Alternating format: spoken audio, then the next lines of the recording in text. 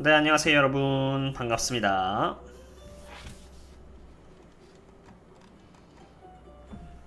안녕하세요.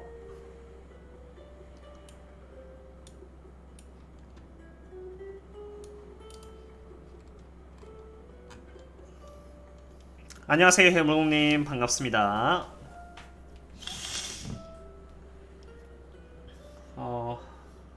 또 참 안타까운 장세가 지금 이어지고 있는 상태네요. 보니까요. 다들 잘 지내셨을까요? 안녕하세요 미주미주님. 반갑습니다. 네, 그래서 또 이제 한 10시 반쯤에 또 시작을 할 것 같고요. 안녕하세요 미니멀님. 반갑습니다. 네, 어제 정말 굉장히 좋은 랠리를 펼쳤거든요. 근데 또 다시 또 이렇게 하락하고 있죠. 인정님 안녕하세요. 반갑습니다. 네, 안녕하세요. 네, 그래서 참 지금 안타까운 장세가 연출이 되고 있는 것 같아요. 뭐 테슬라 다시 1.65% 빠지고 있고, 뭐 어제만큼 근데 못 떨어지는 건 아니니까요. 굿모닝 하이입니다. 김성윤님 반갑습니다. 테슬라 제외 모두 마이너스네요. 참 쉽지 않죠. 예, 쉽지 않습니다. 예, 도원575님 안녕하세요. 그래서 대부분의 주가들이 지금 좀 빠지고 있는 상태이고요. 근데 어제만큼 빠지고 있지는 않아요. 어제 오른 만큼 다 내어주고 있지는 않은데, 그래도 이제 진짜는 장이 열리고 나서 봐야 되겠죠.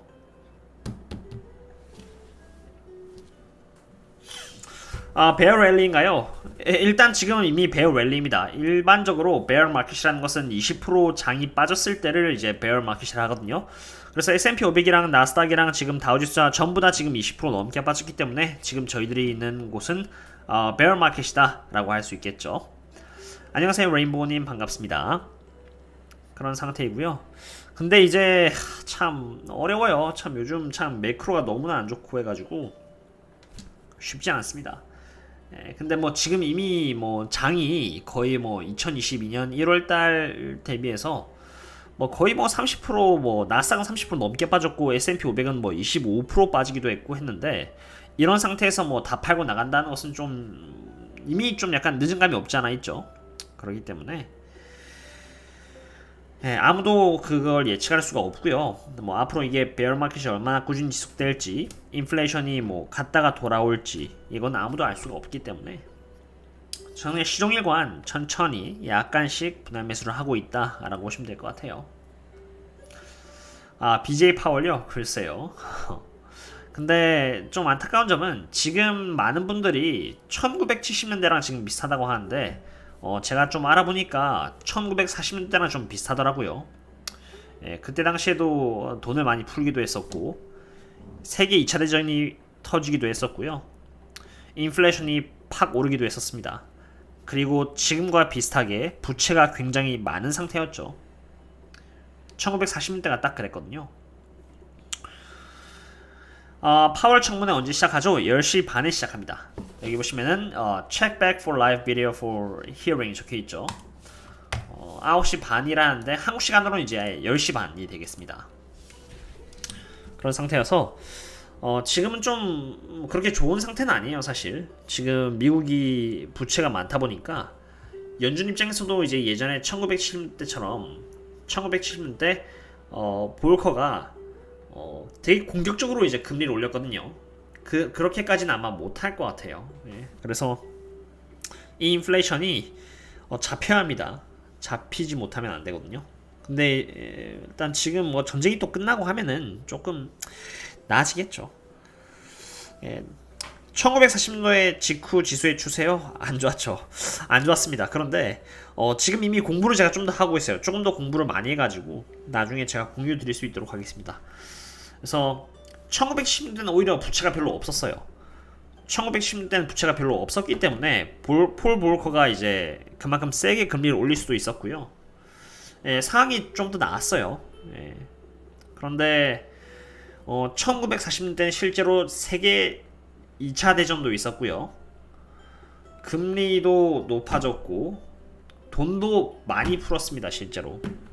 그리고 부채도 많았고요. 그렇기 때문에 1940년대랑 상황이 되게 비슷한 부분이고요. 유가가 이렇게 빠지는 것은 사실 중국도 있는 것 같고요. 중국이 이제 중국 뭐였는데? 일단은 지금 뭐 바이든 대통령이 뭐 여러 가지로 지금 막 편지 쓰면서 뭐 압박도 하고 있고 하잖아요. 뭐 그런 부분도 있는데, 그 다음에 중국 쪽에서 이제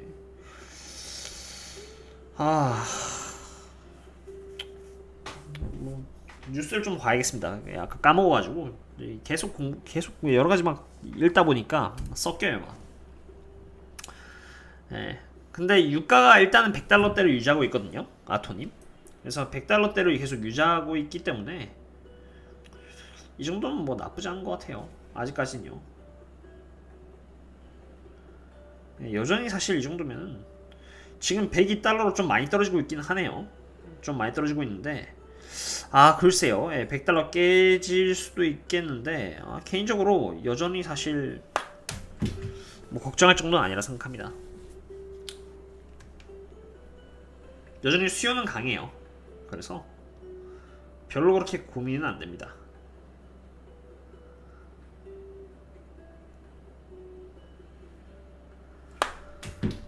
근데 유가가 좀 빠져야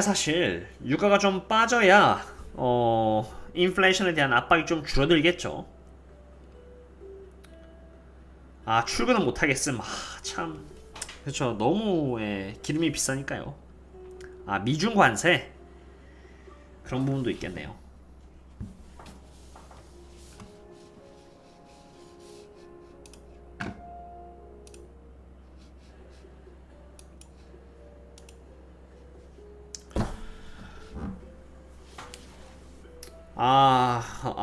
그렇군요. 증시 코인요. 일단 11월 8일이면 그래도 지금으로부터 한 5월 정도, 5개월 정도 남았죠. 그래서 뭐 어떻게 될지 모르겠는데 지켜봐야죠. TP는 뭐죠? TP?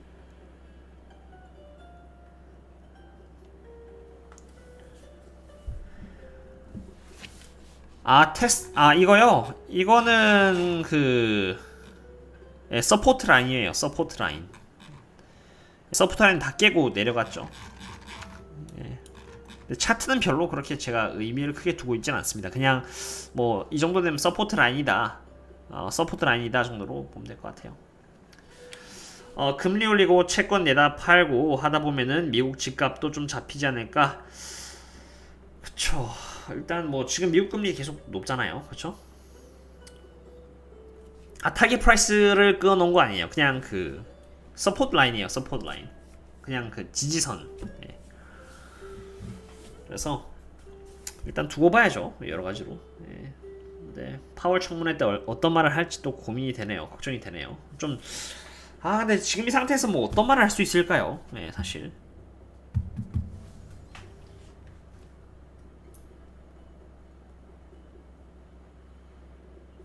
근데 반대로 환율이 너무 높을 때 미국 주식을 사기도 힘들죠. 근데 반대로 환율이 떨어졌을 때는 미국 주식이 많이 올라 있을 거예요.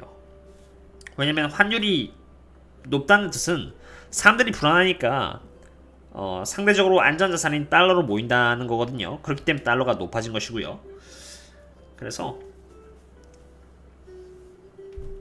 그렇고 유가는 인플레이션 잡으려고 내리는 거고, 마틴 모두 하시다. 예. 그리고 ET는 배태규님, 참고로 ET의 매출액 구성표를 한번 봐야 돼요. 매출액 구성표를 보시면요, ET는 좀 잘 돼 있습니다.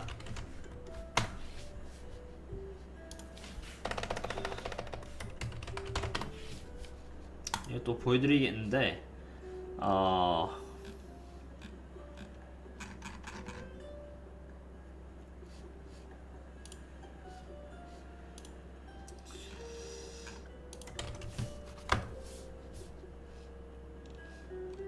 어디 갔지? 잠시만요.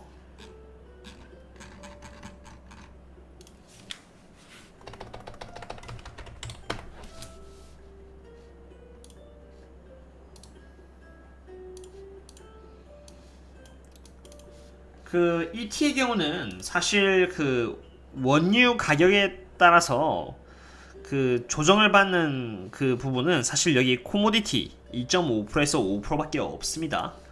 예, 그래서 2.5%에서 5%밖에 없는 상태예요. 그렇기 때문에 실질적으로 그 ET의 그런 실적에는 그렇게 큰 영향을 주지 않을 거예요. 왜냐면은 ET는 대부분의 수익이 바로 여기 fee에서 나옵니다.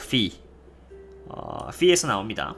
그렇기 때문에 fee에서 나와가지고 여기선 별로 영향을 못 받고요. 이 커모디티 가격에서 이제 오히려 그 원유의 가격에 따라서 이제 왔다 갔다 하는 부분이기 때문에, 그리고 딱 2.5에서 5%밖에 하지 않기 때문에 실제로 그 실적 자체는 그렇게 나쁘진 않을 거예요.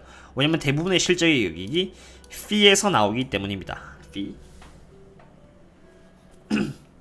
한마디로 계약을 하고 그 계약에 따른 그냥 값을 받는 거죠. 원유의 가격에 따라서 왔다 갔다 하는 게 아니라 그냥 미리 받는 겁니다. 그 가격을.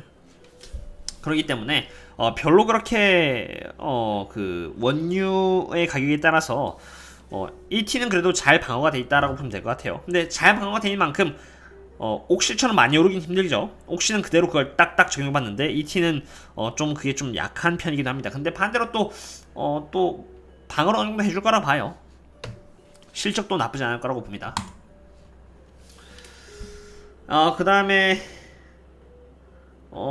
지금 근데 그 이정희님 오픈도 같은 경우는 이제 여기서는 이제 되게 스페큘레이티브한 거예요. 스페큘레이티브한 거고 이제 장점과 단점이 있는데, 특히나 스페큘레이티브한 되게 가벼운 종목 같은 경우는 특히나 막 넣으면 안 돼요. 너무 막 넣지 말고 그냥 딱 일정 부분만 넣고 지금 같은 경우는 그냥 방치를 해두고요.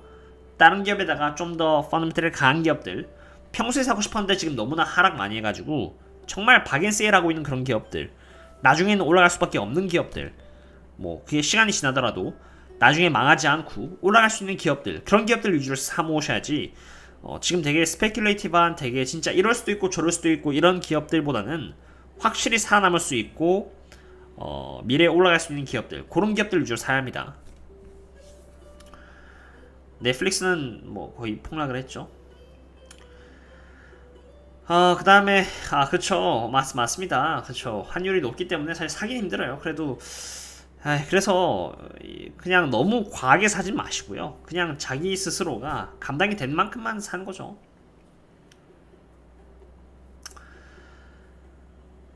그런 상태이고, 넷플릭스가 완전 세일 중이던데, 네, 넷플릭스는 좀 악재가 많았죠 최근에. 네, 레비뉴도 많이 줄어들었고요, 성장률도 많이 줄어들었고, 인정했습니다. 네, 인정했고, 그 다음에 마이크론 주주, 저도 마이크론 주주예요. 저도 개인적으로 마이크론 주주고, 제 마이크론이 이제 제 포트폴리오에서 두 번째로 많거든요. 네, 그러기 때문에 되게 좋아요. 마이크론 사실 저희들 주변에 지금 저희들이 쓰고 있는 것 중에서 디램이나 낸드가 안 들어간 게 없잖아요. 컴퓨터, 핸드폰, 물론 뭐 책 이런 건 아니겠죠. 그런데 뭐 웬만한 건 다 쓰잖아요. 핸드폰도 그렇고 책, 뭐 컴퓨터, 모니터, 뭐 TV, 이제 자동차에도 들어가겠죠. 자동차에도 이제 전기자동차에 많이 들어갑니다. 그렇기 때문에 사실 그런 기업들 망할 수가 없거든요. 그리고 딱 세 개가 존재해요. 디램과 낸드를 꽉 잡고 있는 그런 기업들이 세 개밖에 없습니다. 마이크론, 삼성전자, SK하이닉스예요. 근데 미국에는 마이크론 하나밖에 없죠. 그렇기 때문에 망할 수가 없고 시간이 지나면 올라갈 수밖에 없는 기업들 중에 하나가 마이크론이라고 생각합니다. 그리고 실제로 저뿐만이 아니라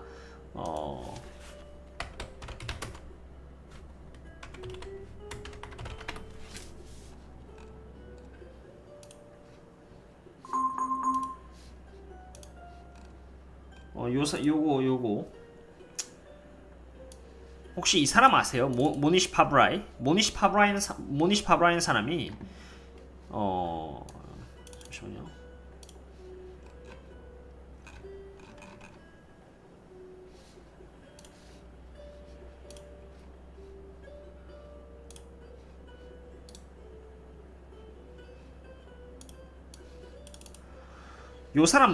요 사람도 이제 되게 유명한 사람이에요. 되게 유명한 투자인데, 모니시 파브라인 사람인데, 이 사람이 마이크론에다가 거의 한 98% 정도의 포지션을 갖고 있어요. 거의 다 올인한 거죠, 여기다가. 근데 평단가가 제가 기억하기로 한 $46 정도라고 알고 있습니다. 평당가 46달러고 지금 마이크론의 주가가 지금 50달러 중반 정도에 와 있는데 이 사람은 마이크론에 올인을 했고 이 사람은 정말 유명한 투자예요. 정말 외국에서 되게 유명한 사람이에요. 외국에서도 정말 유명한 사람이고 예, 투자를 너무 잘해가지고 또 그 워렌 버핏과도 이제 식사를 한 사람이기도 하고 어쨌든 되게 유명합니다. 예, 되게 예, 아마 아시는 분은 아실 거라고 봐요. 예, 그리고 SXL 어떻게 관망하시나요? SXL은 이제 3배 레버리지죠. 그런데 이제 그 안에 있는 기업들은 다 좋아요. 적어도 엔비디아랑 뭐 AMD, 브로드컴, 마이크론, 퀄컴, 뭐 인텔 뭐 등등의 기업들 다 있는데 이런 기업들도 되게 좋은 기업들을 많이 갖고 있기 때문에 오를 땐 또 세게 오르겠죠. 그치만 3배 레버리지이기 때문에 되게 분할 매수라고 하기가 힘들 거예요. 왜냐면 3배로 팍팍 떨어지니까 오를 때는 팍팍 오르고 하니까 되게 분할 매수를 하기도 좀 약간 쉽지 않은 그런 종목입니다. 그런데 이 3배 레버리지 또한 나중에 시간이 지나면 오르지 않을까 생각합니다. 왜냐면 그 안에 있는 기업들이 다 좋은 기업이니까요. 해무르동님께서는 이제 제가 나중에 제가 꼭 한번 해무롱님께서 너무나 또 많이 또 이렇게 또 지지를 너무 많이 해주셔가지고 나중에 제가 또 기회가 되면 또 찾아뵙도록 하겠습니다. 식사권이 어디 있습니까 제가. 네. 그리고 P 7.15죠. 너무나 좋죠. 7.15면 너무나 싸죠. 그러니까 EPS 기업의 시가총액이 순이익에 7배밖에 하지 않는다는 거예요. 7.15배밖에 하지 않는다는 거죠. 일반적으로 15가 되게 싼 편인데 마이크론은 7.15밖에 안 해요. 네. 그리고 마이크론이 갖고 있는 현금과 부채 봤을 때도 부채보다 현금이 훨씬 더 많고요. 그 다음에 기업의 뭐 매출액이나 그 다음에 영업 현금 흐름이나 프리 캐시 플로우나 너무나 모든 게 다 되게 셉니다. 되게 좋습니다. 그래서 개인적으로 별로 마이크론에 대해서는 별로 걱정 안 합니다.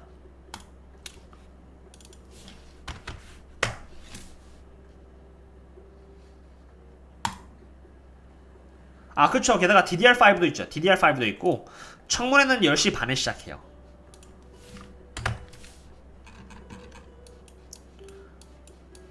네, 지금 뭐 프리캐시 플로우도 다 플러스인 상태고 매출액도 다 오르고 있고요. 이렇게 오르고 있고 매출액도 이렇게 올라가고 있고 나쁠 게 없어요. 네.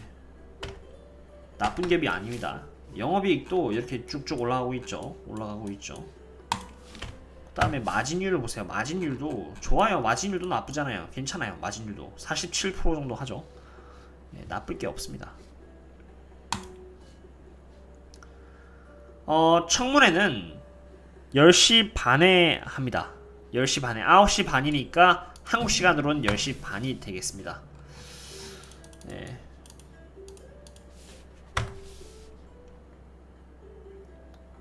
청문회 왜 하는 건가요? 글쎄요. 저도 한번 들어보려고 합니다. AMD는 괜찮은 기업이에요. 좋은 기업입니다. AMD 좋고 지금 이제 좀 싸졌다 생각해요. AMD는 제법 싸졌다고 생각합니다. 제조업에 근데 마진율 40%는 되게 힘들어요. 제조업이 이게 엔비디아랑 AMD랑은 다르게 마이크론은 직접 공장을 짓고 거기서 만들어가지고 낸드랑 디램을 파는 거거든요. 그런데 그런 기업이 마진율이 40% 넘기는 좀 힘들어요. 그래서 해무동님 말대로 되게 그 펀더멘탈은 되게 강한 기업입니다. 그건 모르죠. 사실 아무도 몰라요. 정말 뭐 주가가 뭐 오를 것입니다, 뭐 내릴 것입니다 하는 거 자체가 되게 알 수가 없는 부분이에요. 워렌 버핏도 모른다고 했고요. 뭐 20년 뒤에 뭐 진짜 한 달 뒤에 인플레이션이 어떻게 될지도 그 누구도 알 수 없는 게 바로 거시경제입니다. 물론 이제 앞으로 이제 6월달에 뭐 QT 이제 quantitative tightening 한다고 했고요. 그러니까 샀던 채권을 이제 만기시키면서 이제 돈을 시장으로부터 이제 빼내는 거죠. 그런 과정에서 당연히 어느 정도는 좀 약간 변동성이 있겠죠. 그렇기 때문에 앞으로의 시장, 근데 또 변수는 또 전쟁이 또 언제 끝날지도 모르고 그렇기 때문에 정말 알 수가 없어요. 그래서 제가 적어도 하고 있는 부분은 뭐 여러분도 그렇고 저도 그렇고 한 달에 한 번씩 이제 월급을 받잖아요. 그럼 월급을 받으면은 뭐 그걸 나눠서 이렇게 나눠서 대응을 하시든 무리해서 대응을 하지 않고 이제 분할 매수를 하는 거죠. 분할 매수를 해가지고 근데 무리해서 하지 않습니다. 이제 뭐 저 같은 경우는 이제 또 이제 애가 태어나가지고 또 이제 그것 때문에라도 이제 그런 이슈 때문에 그런 이제 나름대로의 그런 부분 때문이라도 돈을 좀 아끼고 이제 최대한 뭐 남는 돈으로라도 천천히 분할 매수를 하는 거죠. 근데 그걸 한 달에 한 번 또는 나눠서 해서 한 달에 두 번 요렇게 하는 겁니다.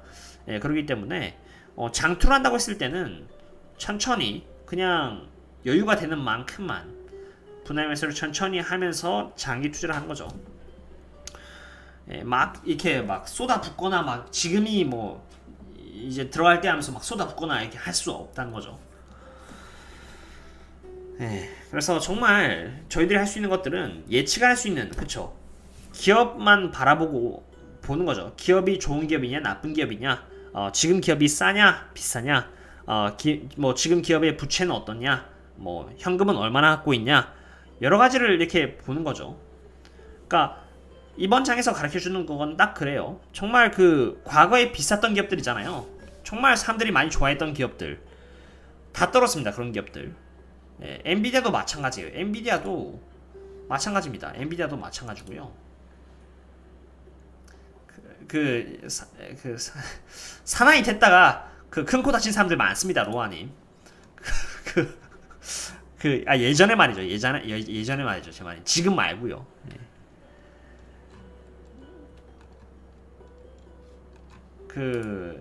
근데 항상 오리는 조심하셔야 돼요. 오리는 항상 조심하자. 왜냐면은 그리고 맞습니다. 자기 자산에 따라 달라요. 만약에 내 자산이 뭐 30억, 40억 있으면은 1억 정도는 이렇게 분할 매수한다는 셈 치고 넣을 수 있죠. 예, 보시면은 엔비디아를 볼까요? 엔비디아 다들 되게 좋아했던 기업들 중에 하나입니다. 근데 그때 당시에 엔비디아의 그 P 멀티플이 뭐 48, 57, 60, 62 막 오르고 있을 때 74, 81까지 갔습니다. 그렇죠?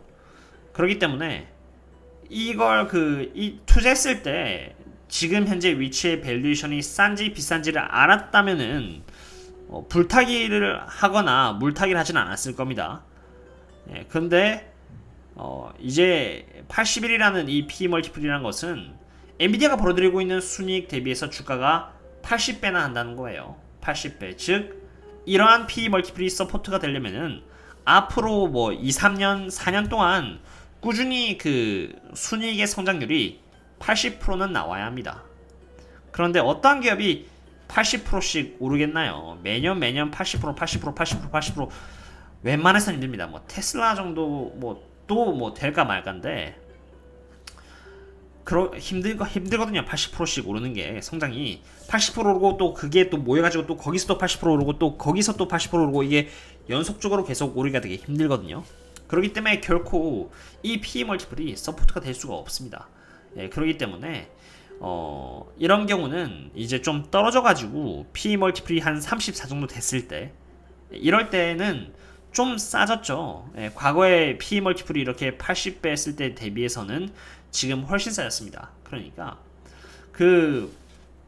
밸류에이션만 좀 사실 볼 줄 알아도 크게 물리진 않아요. 예, 크게 물리진 않습니다. 그리고 물린다 하더라도 뭐 그렇게 세게 막 물리진 않을 겁니다. 그리고 회복도 좀 더 빠르게 할 것이고요. 예, 그렇기 때문에 정말 그 기업에 대해서 정말 투자할 때 알고 있느냐, 이 기업이 펀더멘털에 얼마인지 알고 있냐, 매출액, 매출 총이익, 마진, 순이익, 영업이익, 현금 흐름 다 알고 있느냐, 그 다음에 부채와 그 다음 현금 보유량 이런 거 다 알고 이게 정말 중요하거든요. 그냥 단순히 뭐 엔비디아가의 뭐 비즈니스 모델이 뭐 AI, 전기자동차, GPU, 뭐 하이 퍼포먼스 컴퓨터 뭐 이게 있다고 해서 막 계속 오르는 게 아니라 실제로 그 기업이 보여주고 있는 실적, 현실성이 있느냐 없느냐 이런 걸 다 따져보고 하셔야 할 필요가 있다라고 생각합니다. 그런 상태이고요. 델타는 좀 약간 글쎄요. 델타는 그 원유 때문에 그렇지 않을까요? 좀 원유 때문에 그런 부분이 많은데 근데 델타도 지금 쌉니다. 아마존은 몇이면 시기에 물린 것일까요? 글쎄요. 이제 물린 거는 뭐 일단 아마존 정도면은, 근데 그렇게 세게 물리진 않으셨을 텐데. 아마존은 물론 많이 떨어지긴 했어요. 근데 아마존이 이제 거의 뭐 코로나 때 위치만큼 떨어지긴 했거든요. 그렇기 때문에 분할 매수하기도 나쁘지 않아요. 전 개인적으로 아마존이랑 그다음에 JP모건 이런 기업들 좀 분할 매수하고 싶고요. 그래서 아마존이랑 그다음에 뭐 JP모건이랑 또는 뭐 이런 기업들 좀 분할 매수를 하고 싶습니다. ET도 그 중에 하나이고요.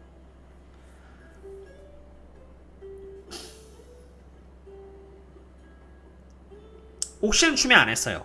옥시는 이미 제가 70% 팔아가지고 30%만큼은 제가 갖고 있고, 그렇기 때문에 제가 그냥 옥시는 그냥 물을 타지 않고 있습니다. 근데 ET는 이제 개인적으로 이제 배당금이 8%기도 하니까 ET는 제가 조금 더 해주고 싶어요. 조금 더 이제 분할 매수를 해주고 싶고, 그건 아닙니다. 제가 이제 웰스파고보다 좋게 본 건 아니고 그냥 JP모건을 조금 더 제가 공부를 많이 해가지고 JP모건을 이제 제가 선택을 한 건데, JP모건도 그렇고 이제 웰스파고도 그렇고 이제 같은 섹터니까 같이 오를 것이고요. 아마존도 PE 멀티플 엄청 비싸지 않나요 하셨는데, 아마존의 경우는 사실 PE 멀티플로 보는 게 아니라 OCF로 봐야 돼요. OCF, 오퍼레이팅 캐시플로우로 봐야 합니다. 실제로 이제 제프 베이조스가 PE 멀티플이 아니라 OCF를 기준으로, 캐시플로우를 기준으로 봐야 한다고도 말을 했고요. 그래서 OCF를 기준으로 해서 보시는 게 맞습니다. 아마존의 경우는 그래서 왜냐하면 계속 지속적으로 투자를 하고 있기 때문이죠. 그래서 아마존의 경우는 보시면은 좀 다른 매출액을 이용해서요. 여러 가지 매출액이 있어요. PE 멀티플, PS 멀티플, EV 세일즈 멀티플, EV EBITDA 멀티플, 그 다음에 뭐 OCF 멀티플, 뭐 프리 캐시 플로우 멀티플 되게 많은데, 아마존은 OCF 멀티플입니다. OCF 멀티플이고 지금은 딱 요 위치에 있어요. 20.11에 있어가지고 되게 싸요. 일반적으로 요 그린 에리아에 있으면은 이 밑에 있으면 싼 거고 이 위에 있으면 비싼 거거든요. 그렇게 보시면 돼요. 편하게 보시고 싶으면은 요 오렌지 위에는 비싼 구간이고요, 오렌지 밑에는 싼 구간입니다. 그래서 지금은 적어도 아마존은 지금 저평가 위치에 있다 라고 보시면 될 거예요.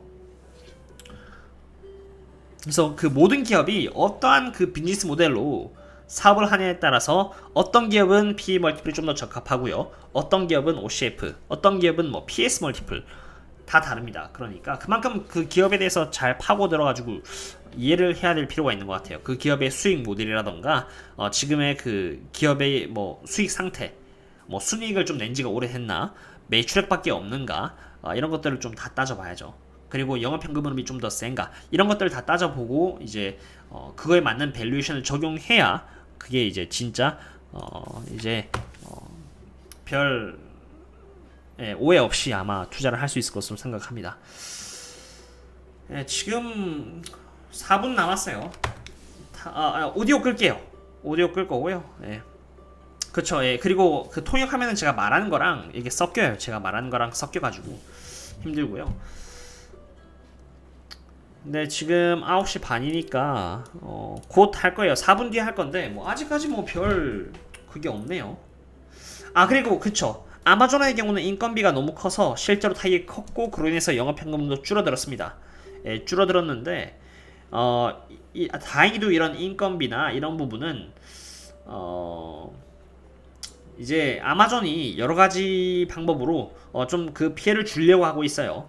이번에 그 아마존이 그 멤버십, 프라임 멤버십도 올렸죠. 프라임 멤버십도 올렸고요. 가격을 좀 더 올리면서 그거에 대한 부분을 좀 더 많이 하려고 하고 있고, 사실 인건비뿐만이 아니라 아마존이 지금 투자하고 있는 부분 때문에도 좀 줄었거든요. 그래서 뭐 그러니까 뭐 그 뭐죠? 그 창고, 웨어하우스에도 너무 많이 투자를 했고요. 거기다가 직원들을 너무 많이 고용을 했어요. 그리고 인플레이션 부분에 총 6빌리언 달러 정도의 추가 비용이 나왔거든요. 6빌리언 달러, 각각 2빌리언 달러, 2빌리언 달러, 2빌리언 달러 가지고 인플레이션 그로 인해서 2빌리언 달러가 나왔고, 그 다음에 그 직원들을 너무 많이 고용해가지고 2빌리언 달러 나왔고, 그 다음에 웨어하우스를 과하게 늘려가지고 2빌리언 달러 해가지고 총 6빌리언 달러 나왔습니다. 근데 이런 부분은 인플레이션 같은 경우는 뭐 이제 프라임 멤버십을 좀 높임으로써 좀 대응을 했고요. 그 다음에 그 웨어하우스랑 그 다음에 직원들을 많이 뽑은 부분은 아마존이 실질적으로 조절할 수 있어요. 스스로 조절할 수 있기 때문에 그 원인 자체가 영구적이지가 않은 거죠. 잠깐 거쳤다 가는 거죠. 예. 영구적이지가 않다는 겁니다. 원인이 영구적이냐 마냐에 따라서 좀 이제 다릅니다. 그래서 악재가 영구적이냐 아니면은 잠깐 거쳤다 가는 거냐 그 차이가 있겠습니다. 지금 보면은 지금 아직 안 하고 있죠. 혹시 하고 있으면 알려주세요. 혹시 하고 있으면 알려주십시오.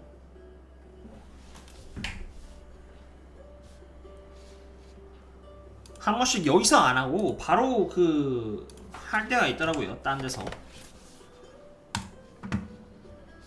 요걸 틀어놓을게요. 차라리 그냥 요거 틀어놓을게요. 예.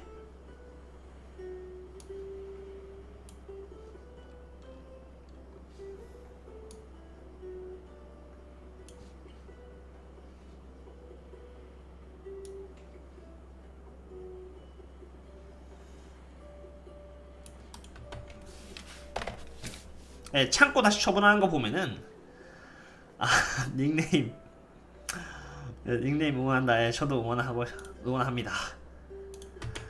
저도 응원합니다.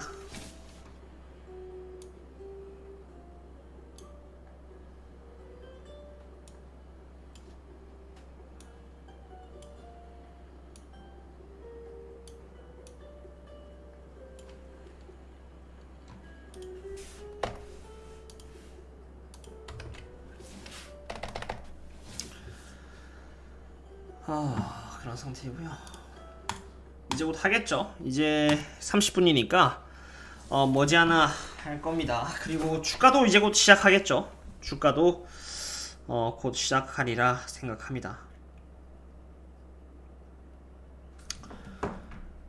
예, 제 얼굴은 안 보일 겁니다. 예, 제 얼굴은 왜냐면 제가 아직 그 일하고 있기 때문에. 예. 국내 주식은 싸죠. 되게 쌉니다. 다만 국내 주식이라는 게 이 모멘텀 자체가 너무나 약해가지고 답답하죠. 좀.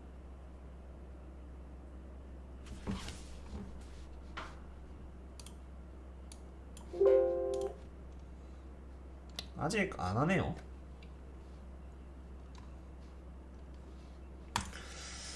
국내 주식은 좀 답답하더라고요. 그러니까 이게 많이 올라도 뭐 3%에서 5%인데 미국 주식이 많이 오르면 뭐 9, 8%, 10%까지 가고 하니까 그 좀 폭이 좀 다른 것 같긴 한데 사실 국내 주식은 좀 약간 그 기본적으로 그 자체가 좀 약간 답답해요. 그러니까 주식이라는 것 자체가 그 경영 승계를 위해서 이제 있는 것이지 이제 그 외에는 좀 떨어지죠. 경영권 승계를 하려면은 이제 세금이 나오는데 주가가 너무나 비싸지면은 세금을 많이 내야 합니다. 예, 그래서 세금을 낮추기 위해서 오히려 그 대주주들 그러니까 이제 경영을 하고 있는 사람들은 주가를 올린 데는 그렇게 크게 그 관심이 없어요. 그러니까 미국 같은 경우는 이제 뭐 주가를 부양하기 위해서 뭐 이제 자사주 매입 정책도 하고 뭐 배당금도 자주 주기도 하고 주식 분할도 하고 여러 가지 되게 많거든요. 예, 그리고 그런데 한국은 좀 그런 게 좀 적습니다.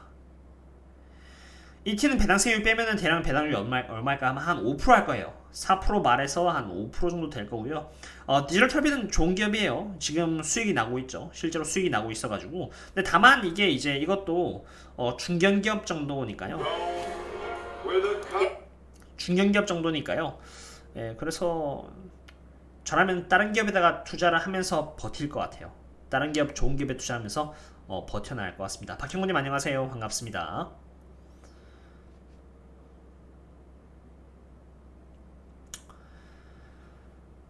그런 상태고요.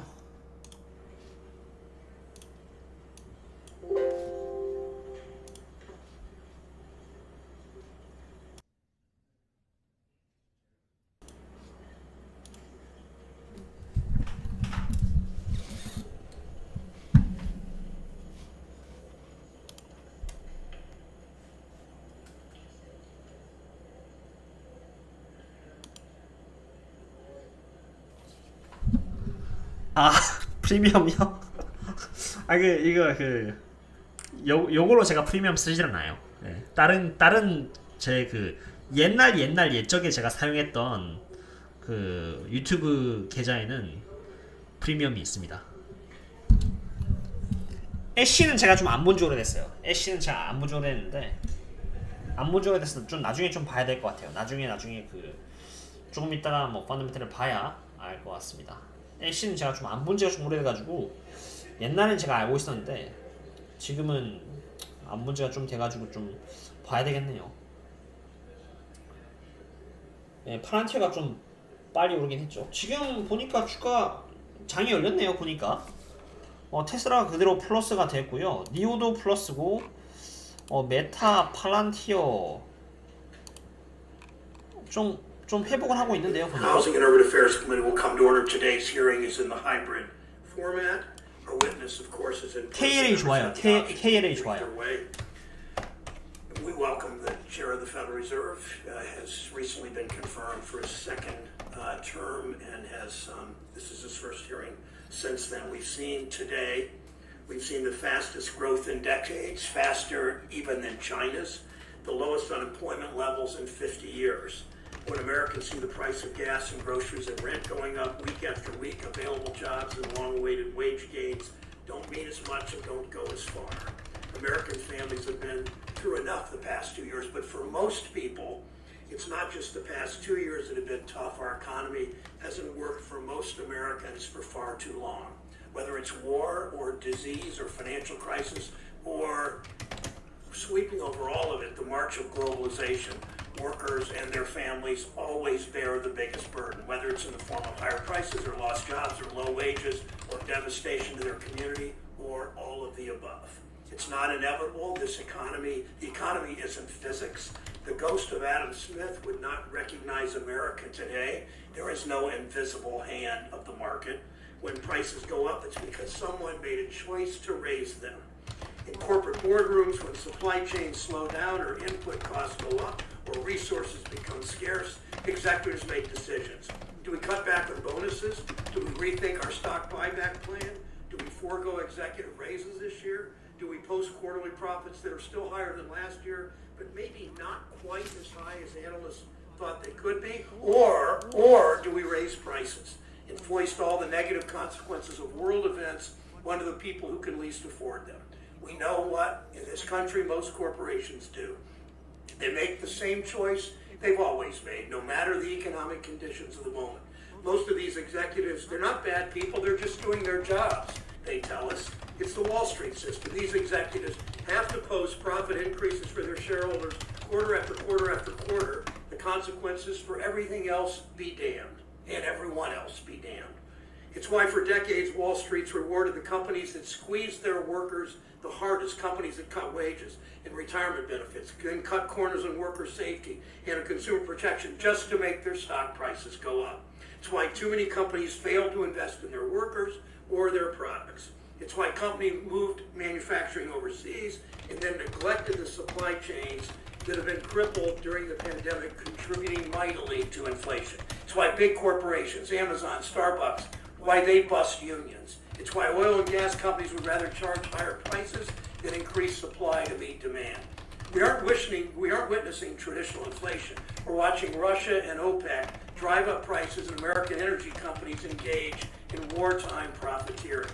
At the root of the higher prices and the empty shelves are the same problem that's been shipping jobs overseas and keeping wages low for decades, from Nevada to Massachusetts to Ohio. Corporate power, concentration reaching into every industry and market, into every corner of the economy. Our economy doesn't have to be a zero-sum game where Wall Street wins, everyone else loses. We can create an economy that reflects our values and works for everyone. We passed the American Rescue Plan, including the child tax credit, the biggest tax cut for working families ever. And despite what naysayers claim, of course it wasn't the cause for inflation. For the American families that I talked to, it empowered them to keep up with the cost of raising children. We passed the Bipartisan Infrastructure Bill, a long-term investment in economic growth that creates more jobs, strengthens supply chains, improves our bridges and roads and public transit. Last week, Last week, President Biden signed the Bipartisan Ocean Shipping Reform Act into law, bringing down ocean shipping supply chain costs. We need to build on these successes to build an economy that rewards work, making things in America. We should pass our Supply Chain Resiliency Act and begin to bring manufacturing back to our country. We should bring down the cost of prescription drugs and housing and child care and elder care and other costs that have been rising for decades. We need to pass the Protecting the Right to Organize Act to empower workers in the workplace and our economy so they actually get their fair share.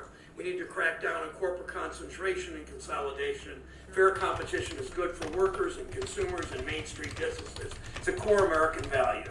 It's how we bring costs down and ensure that workers don't always pay the price for powerful people's bad decisions, whether it's a dictator in Eastern Europe or a Wall Street executive. In a truly fair economy, people don't have to choose between two bad options, low wages or high prices. No one likes inflation. People want good jobs that pay a living wage. Americans want to work. They want to work with dignity. That's central to the function of our economy. And as Chair Powell knows, it's part of the Fed's mandate. We must continue to power workers and strengthen the labor market. Wages are clearly not responsible for inflation now. We can't forget that almost 6 million people are still looking for work, actual workers behind the numbers whose livelihoods are directly affected by the decisions the Fed makes. And as interest rates rise and financial stability risks increase, it's even more important to keep a close watch on the biggest banks so that excessive risk-taking doesn't create even more problems. Banks must have enough capital to withstand a crisis. They must serve their communities, not just enrich themselves with stock buybacks and exorbitant executive pay. And mergers must benefit the local community, not just shareholders. We've seen too much evidence of big Wall Street banks behaving badly, shunning small businesses, raking in billions in overdraft fees, discriminating all too often against black and brown borrowers. Chair Powell, you must also ensure we have a strong payment system that works for Main Street banks and consumers so people don't feel like the only option is a risky and unregulated alternative financial system backed by nothing but empty promises. The thousands of proxy currencies like stablecoin and other digital assets, they promise transparency and democracy are missing one thing. They aren't backed by the full faith and credit of the United States of America. The Federal Reserve, our nation's central bank, must use its authority to protect consumers and the financial system from these risks. And you, Mr. Chair, must ensure that the Fed has the highest ethical standards. After former Fed officials profited off their positions in last year's stock trading scandal, it's up to you to restore the American people's and us to restore the American people's trust in this institution. It's critical for a healthy economy. I was encouraged when you updated the Fed's policies, but we need rules that have the force of law. That's why we need to pass my ban conflicted trading at the Fed Act. As chair of the Federal Reserve, you have an important role to play to make sure our economy works for everyone, not just those at the top. I urge you to remember the millions of working Americans who are counting on you. I will turn to today's ranking member, Mr. Tillis from North Carolina, and then Chair Powell. And the first questioner will be Senator Warren, who has another occasion, plus it's her birthday. So every time birthday, she gets to go first if she asks. And I have to introduce a judicial candidate in judiciary, so I may have to step up.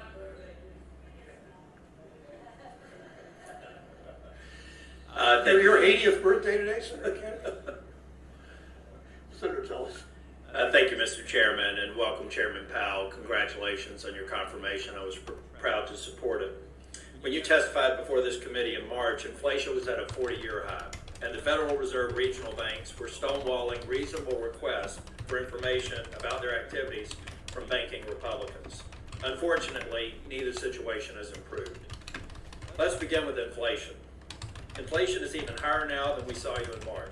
CPI is up 8.6 per year, a new 40-year high.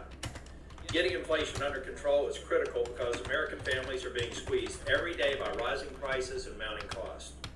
Also critical to any discussion we have on inflation is an understanding of what served to turbocharge it. In March of 2021, the U.S. economy, as measured by the range of economic factors, was well on its way to recovery. Unemployment was at 6%, down from its pandemic worst of nearly 15%, and continuing to make steady monthly improvements. towards a tighter labor market. In fact, 18 states already had unemployment rates below 5%. They often cite a threshold to identify a labor market that's almost at full capacity. Likewise, consumer spending had recovered, and it was actually above pre-pandemic levels at 4.5%. And the personal savings rate had returned by 80% to its pre-pandemic state, indicating Americans were capable and willing to spend. Considering these factors and many others, CBO projected that the United States would return to pre-COVID economic levels in GDP output by mid-2021, just a couple of months away. At the same time, the Biden administration was aware of one major area of concern, the disruption of supply chains. In fact, President Biden issued a February 2021 executive order to review U.S. supply chains, in part acknowledging they were already straining to meet rising consumer demand. Yet despite these facts, the soon-to-be recovered economy, stronger consumer spending, and known limitations on supply side due to the documented supply chain issues, the Biden administration and congressional Democrats still somehow considered it responsible to ram through a partisan $1.9 trillion spending spree. It is little wonder how this catalyzed inflation we see today. And don't just take my word for it. Just last week, economists at Morgan Stanley blamed the 40-year high inflation on, this is a quote from their report, excess fiscal stimulus, particularly the last $1.9 trillion package at the end of March 2021. Adding, this is what turbocharged consumption and drove inflation to 40-year highs. Considering this damning assessment of the last reconciliation package, I can only add that any efforts to revive Democrats' currently stalled tax and spending legislation would no doubt worsen our economic condition. Regarding the Fed specifically, though I'm pleased you have begun taking drastic action necessary to right the U.S. economy, these actions are long overdue, and monetary policy remains too loose. CPI inflation now stands at 8.6% per year, a new 40-year high. But the Fed fund rate sits at 1.6%. According to the Fed's semi-annual report, the rate should be over 6% under the Taylor rule. This disparity indicates not only the lengths the Fed has yet to go to normalize monetary policy, but also the fact that the Fed has largely boxed itself in to a menu of purely reactive policy measures. Unless the Fed works quickly to move away from their discretion-based monetary policy approach that has remained consistently well behind the curve, I'm concerned the Fed will lose its credibility to effectively manage the national economic situation. Regarding congressional oversight of the Fed, I remain concerned that the Fed and its regional banks continue a pattern of stonewalling reasonable requests for information. The latest example concerns the fairness, transparency, and consistency of Fed decisions to granting highly valuable Fed master accounts. This is a significant public policy issue. Ranking Member Toomey, myself, Senator Lummis, and others have repeatedly requested information about this from the Fed and the Kansas City Fed, yet we still have few, if any, answers. Just this month, the Kansas City Fed refused to provide any information about its recent decision to revoke the master account for Reserve Trust, a non-bank fintech. This is significant given the controversy that arose in former Governor Raskin's nomination process when it was revealed that the Kansas City Fed reversed its denial of Reserve Trust application for a Fed master account following a call from Ms. Raskin. Now, months after defending the decision to grant Reserve Trust a master account, the Kansas City Fed abruptly revoked the account without explanation. The Kansas City Fed won't give banking Republicans information or even a briefing about this curious reversal. And it's important to point out that Republicans aren't the only ones who have found it difficult to conduct Fed oversight. Several of my Democratic colleagues, including Senators Warren and Menendez, have been vocal when they also found their oversight efforts met with resistance. To address this unacceptable state of affairs, Congress should increase transparency at the Fed. Two simple steps that Republicans and Democrats can take together are subject the Fed banks to FOIA, which they currently are not, and forbid the Fed from using FOIA exemptions to withhold information from any member of Congress, not just committee chairmen. The second idea is a bipartisan proposal that's already passed the House and something Senator Ossoff has mentioned with regard to various federal agencies in the past. Likewise, Congress should also explore making the presidents of the regional Fed banks presidentially appointed and Senate-confirmed positions. This is another bipartisan idea, as Senator Reid previously proposed this requirement for the New York Fed Bank president position. And in 2015, Chairman Brown himself raised the idea during a banking committee hearing on reforms to the Fed. The time has come to revisit these sensible ideas and others in order to make the Fed more transparent and more accountable. Thank you, Mr. Chairman, and I look forward to Chairman Powell's testimony. Thank you, Senator Tillis. We'll hear from the Chair of the Federal Reserve on monetary policy, the state of our economy. Congratulations again on your second term, second confirmation to your second term. Thanks for your service and your testimony. Please proceed.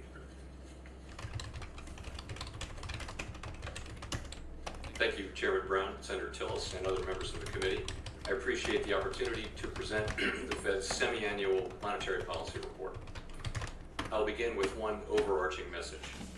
At the Fed, we understand the hardship that high inflation is causing. We are strongly committed to bringing inflation back down, and we're moving expeditiously to do so. We have both the tools we need and the resolve it will take to restore price stability on behalf of American families and businesses. It is essential that we bring inflation down if we are to have a sustained period of strong labor market conditions that benefit all. I will review the current economic situation before turning to monetary policy. Inflation remains well above our longer run goal of 2%. Over the 12 months ended in April, total PCE prices, that's personal consumption expenditures prices, rose 6.3%. Excluding the volatile food and energy categories, core PCE prices rose 4.9%. The available data for May suggests that the core measure likely held at that pace or eased slightly last month. Aggregate demand is strong, supply constraints have been larger and longer lasting than anticipated, and price pressures have spread to a broad range of goods and services. The surge in prices of crude oil and other commodities that resulted from Russia's invasion of Ukraine is boosting prices for gasoline and fuel and is creating additional upward pressure on inflation. And COVID-19 related lockdowns in China are likely to exacerbate ongoing supply chain disruptions. Over the past year, inflation also increased rapidly in many foreign economies, as discussed in a box in the June monetary policy report. Overall economic activity edged down in the first quarter as unusually sharp swings in inventories and net exports more than offset continued strong underlying demand. Recent indicators suggest that real GDP growth has picked up this quarter, with consumption spending remaining strong. In contrast, growth in business fixed investment appears to be slowing, and activity in the housing sector looks to be softening, in part reflecting higher mortgage rates. The tightening in financial conditions that we've seen in recent months should continue to temper growth and help bring demand into better balance with supply. The labor market has remained extremely tight, with the unemployment rate near a 50-year low, job vacancies at historical highs, and wage growth elevated. Over the past 3 months, employment rose by an average of 408,000 jobs per month, down from the average pace seen earlier in the year, but still robust. Improvements in labor market conditions have been widespread, including for workers at the lower end of the wage distribution, as well as for African Americans and Hispanics. A box in the June monetary policy report discusses developments in employment and earnings across all major demographic groups. Labor demand is very strong, while labor supply remains subdued, with the labor force participation rate little changed since January. The Fed's monetary policy actions are guided by our mandate to promote maximum employment and stable prices for the American people.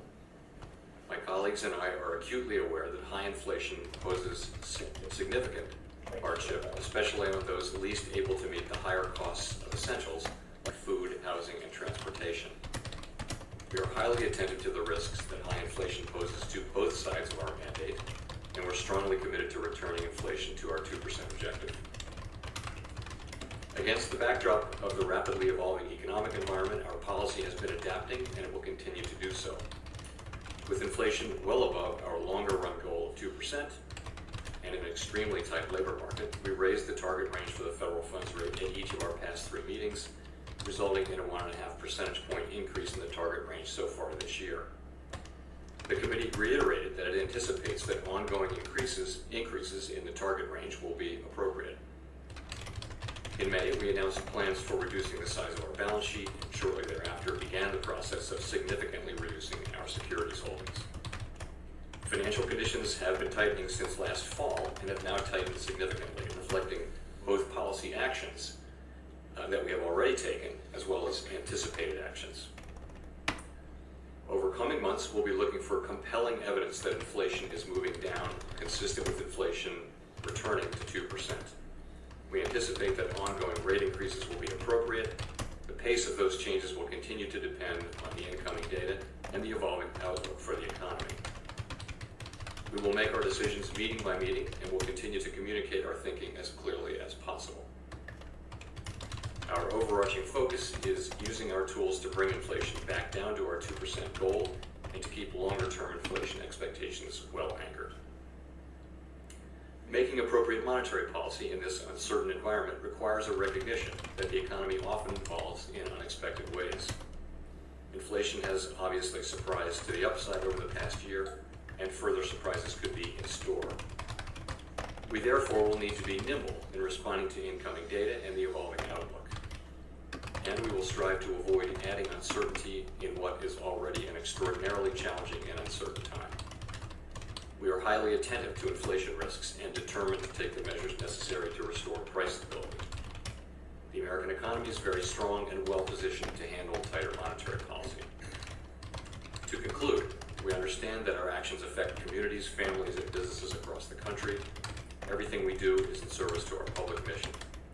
We at the Fed will do everything we can to achieve our maximum employment and price stability goals. Thank you. I look forward to your questions. Thank you very much, Mr. Chairman. Let me, on behalf of Chairman Brown, recognize Senator Warren. Thank you, Acting Chairman. I appreciate the help of the Chairman this morning. And thank you for being with us, Chair Powell. So Americans are struggling with rising costs, and all eyes turn to the Fed. Last week you announced that the Fed would raise rates by 0.75 percentage point, the biggest increase in nearly 30 years. So let's talk about what the Fed is and isn't doing when it raises interest rates to try to bring down inflation. Let's start with gas prices. The price of gas is up 40% since Russia invaded Ukraine in February. Chair Powell, will gas prices go down as a result of your interest rate increase? I would not think so, no. Okay. That matters because gas prices are one of the single biggest drivers of inflation. Energy prices overall drove a third of the inflation last month, but the Fed's tools, as you say, have no impact here. So let's look at another necessity, food. The price of groceries is up nearly 12% this year. Americans feel the pinch. No matter how much groceries cost, people still gotta eat. Chair Powell, will the Fed's interest rate increases bring food prices down for families? I wouldn't say so, no. Okay. So a Fed increase won't bring down these prices.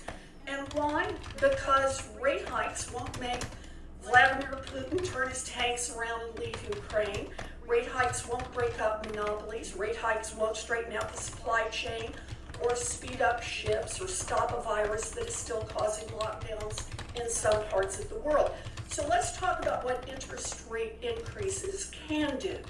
Chair Powell, you said last week that interest rate increases, quote, moderate demand.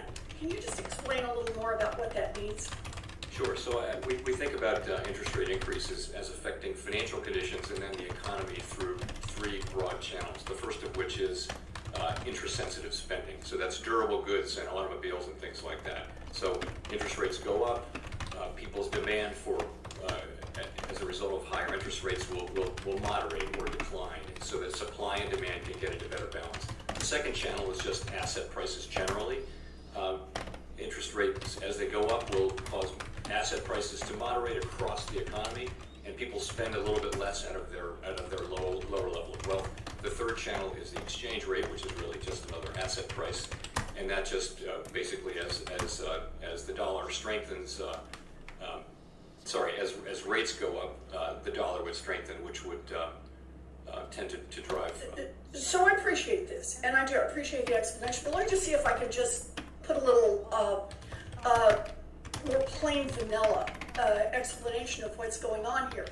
If I understand what you said, and what economists are saying across the board, is that when you raise interest rate, there's going to be less money to invest. And that is, it's going to dampen business investment. Is that a fair statement? I think the idea is to Makes it more moderate expensive demand to invest. so that it can be in better balance with Okay. supply. And So the current it's gonna make it situation more- demand is well in excess of supply in some areas of our. More expensive to invest, which in turn is going to throw workers out of work. And when they're out of work, they have less money to spend. So I get that rate increases stop companies from spending money to build new plants or to buy new trucks or to hire new people. Right, Chair Powell? When money's more expensive, they're less inclined to do that. I think that's what you just said on asset pricing, right? Well, in the labor market, you have, as you know, you have a situation where there's a shortage of workers, and there are two job vacancies for every person who's actively looking for work. So part of this is to get the labor market back into balance. Well, I appreciate you call it back into balance. What I'm trying to get at, though, is what does the tool of raising rates do? And part of what you just said is that it increases, in effect, the cost to invest, to buy those trucks or new plants or to hire new people. The reason I raise this and the reason I'm so concerned about this is rate increases make it more likely that companies will fire people and slash hours to shrink wage costs. Rate increases also make it more expensive for families to do things like borrow money for a house. And so far, the cost this year of a mortgage has already doubled. Inflation is like an illness, and medicine needs to be tailored to the specific problem. Otherwise, you can make things a lot worse. And right now, the Fed has no control over the main drivers of rising prices, but the Fed can slow demand by getting a lot of people fired and making families poorer. And while President Biden is working to increase energy supplies and straighten out supply chain kinks and break up monopolies and bring down prices, you could actually tip this economy into recession. So I just want to say, you know what's worse than high inflation and low unemployment?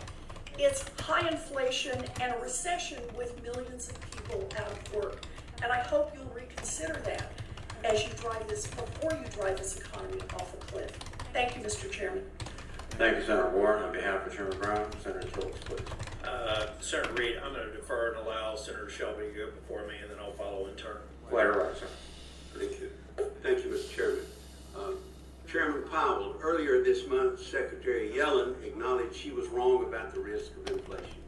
Previously, you also acknowledged that the Fed got it wrong in thinking that inflation would be transitory. Yet myself and other members of this banking committee here have been warning about inflation for over a year. Last July, nearly 1 year ago, when you came before this committee, I raised my concerns about the risk of rising inflation, particularly following the enactment of a $2 trillion spending bill. At that time, there was already evidence that inflation was affecting numerous areas of our economy. I discussed the year-to-year price increases on agricultural goods such as corn, wheat, and soybeans at that time. I pointed out the rising cost of metals, including copper and aluminum. I mentioned the increase in energy prices, used cars, and airline tickets. As someone who remembers, and I do from this committee, encountering high inflation during the 70s, I warned that many of the same conditions present then, such as loose monetary policy and significant government spending, were occurring again, among other things. My main concern last year was that the Federal Reserve failed to address rising inflation before it was too late. 11 months later, this concern has come to fruition. And as we sit here today, inflation, as you already pointed out, is at a 40-year high. The average gas price is over $5 a gallon. And we're currently in the midst of 12 consecutive months of inflation above 5%, including spiking to 8.6 last month. Ultimately, Mr. Chairman, as inflation continues to run rampant, I believe the Federal Reserve and this administration failed the American people by not heeding these warnings a year ago and by not acting sooner to address it. We're where we are today, I know that. The consequences of being wrong on inflation are now being felt, as has been pointed out here today, by American families and workers across the country. And despite the recent decision to raise interest rates, the Federal Reserve still has a long way to go to get inflation under control. What can we expect in the future from the Federal Reserve? And I know you don't have total control over inflation, but you have a lot of sticks there. And what would you use to bring this under control? Thank you, Senator. So, financial conditions, of course, have tightened and have priced in a string of additional rate increases, and that's appropriate. Well, as you pointed out, and as Senator Tillis pointed out as well, our policy rate is only at 1.6%, but all out the curve that the market is pricing in increases. So financial conditions have already priced in additional rate increases.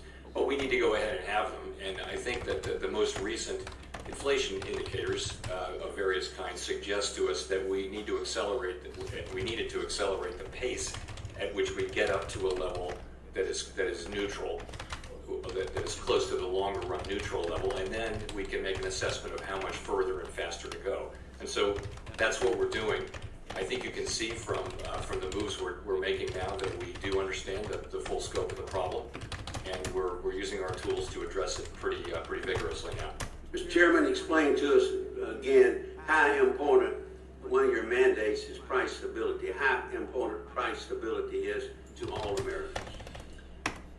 So price stability is really the bedrock of the economy in the sense that you really cannot have a sustained period of maximum employment, our other co-equal goal. You can't have that without price stability. And so we must restore price stability, and we will. We have the tools and the resolve and hopefully the judgment to accomplish that task. It's essential that we do it. What's your next step? Well, if you look at the market has been I think reading our reaction function reasonably well, and I think what you will see is continued progress toward expeditious progress toward higher rates.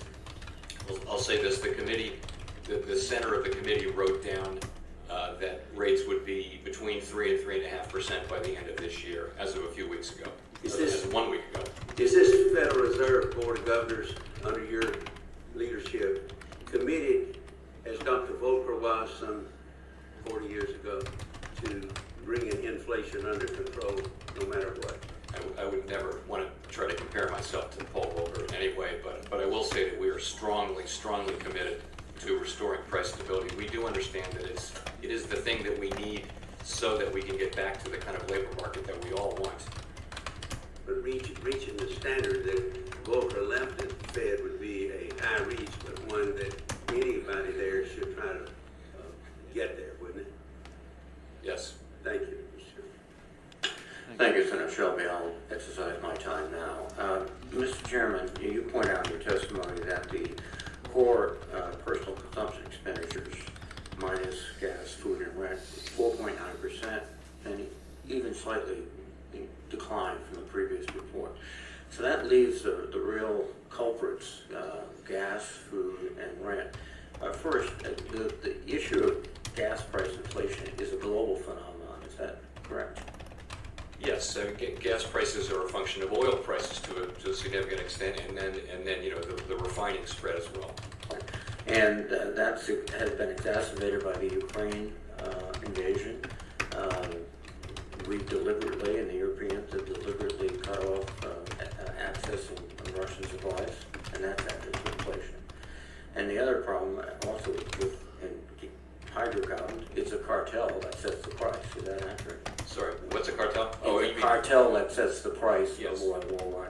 Yes, globally, that cartel has a very major impact on the price of oil. And they have decided that further production is not as lucrative to them as just sitting back and making money. That's what it appears like. With respect to food, there are multiple factors there also. One is climate. We've seen the loss of arable land. demand. We've seen a lot of factors. All of this is outside the purview of the Federal Reserve, but I think it's helpful to understand what are driving forces in these price increases. Transportation issues with respect to food, that's a function of higher diesel costs, a function of lack of drivers. Again, Ukraine, a significant amount of wheat is not being exported from Ukraine or from Russia, as well as fertilizers. That's driving the price. And then the rentals, affordable housing issue, that has been a crisis since I became a congressman in 1990. I recall marching in Washington for affordable housing in 1990. We just don't have enough. And that, I think, is a factor too. Are those the major causes for these increases in prices? Those are some of the major ones.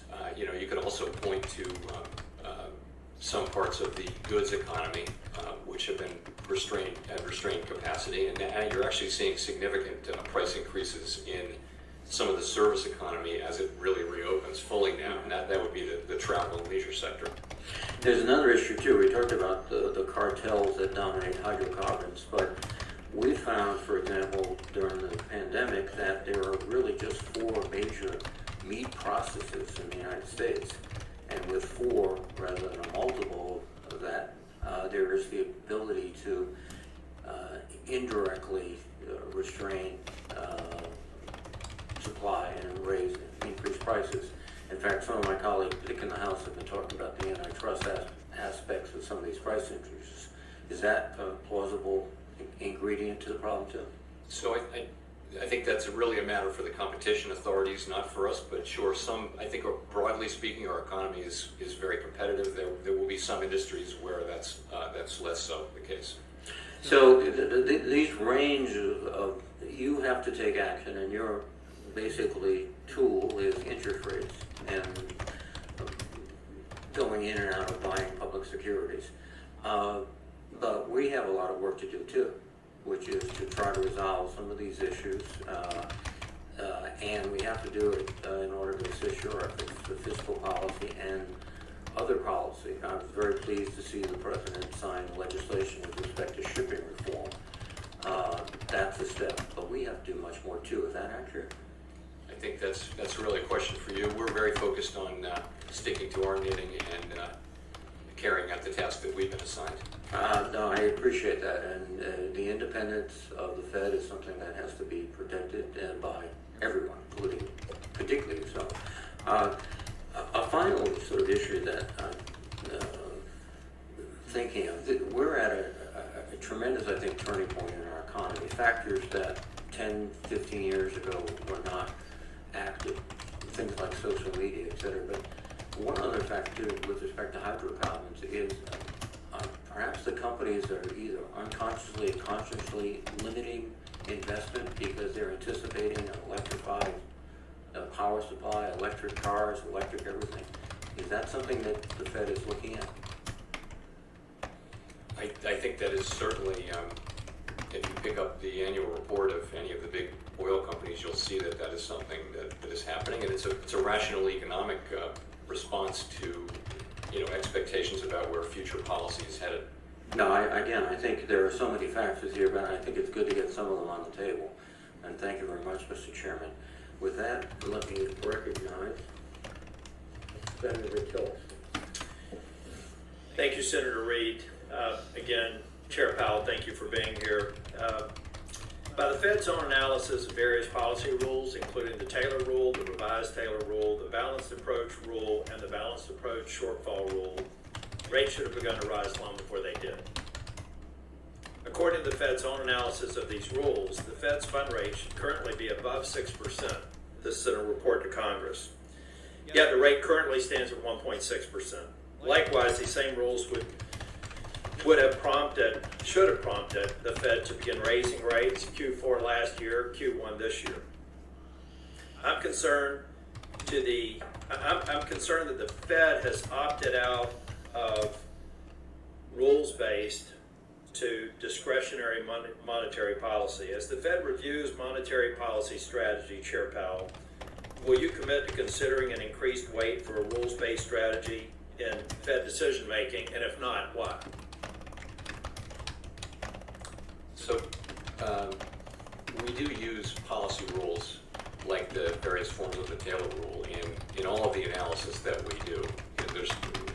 If you're thinking about how monetary policy will affect the economy, you have to have some sort of a rule like that. The Fed's never really used them in a prominent way to actually set policy in real time. But that's not to say they don't shed light, and we do consult them. We consult them on an ongoing basis. The rules called for deeply negative rates during the pandemic, and we didn't do that. They did call, of course, for rates to move up, and rates now really are moving up, much closer to where the Taylor rule, various forms of the Taylor rule are. And I think by the end of the year, we'll be pretty close to where some of the Taylor rule iterations are. So it's something that we consider. I think in a couple of years, when we look at our framework again, that's something we could look at. And Chair Powell, could you just briefly explain the variance between rules-based decision-making being at 6 and where we are today? What other factors came into play?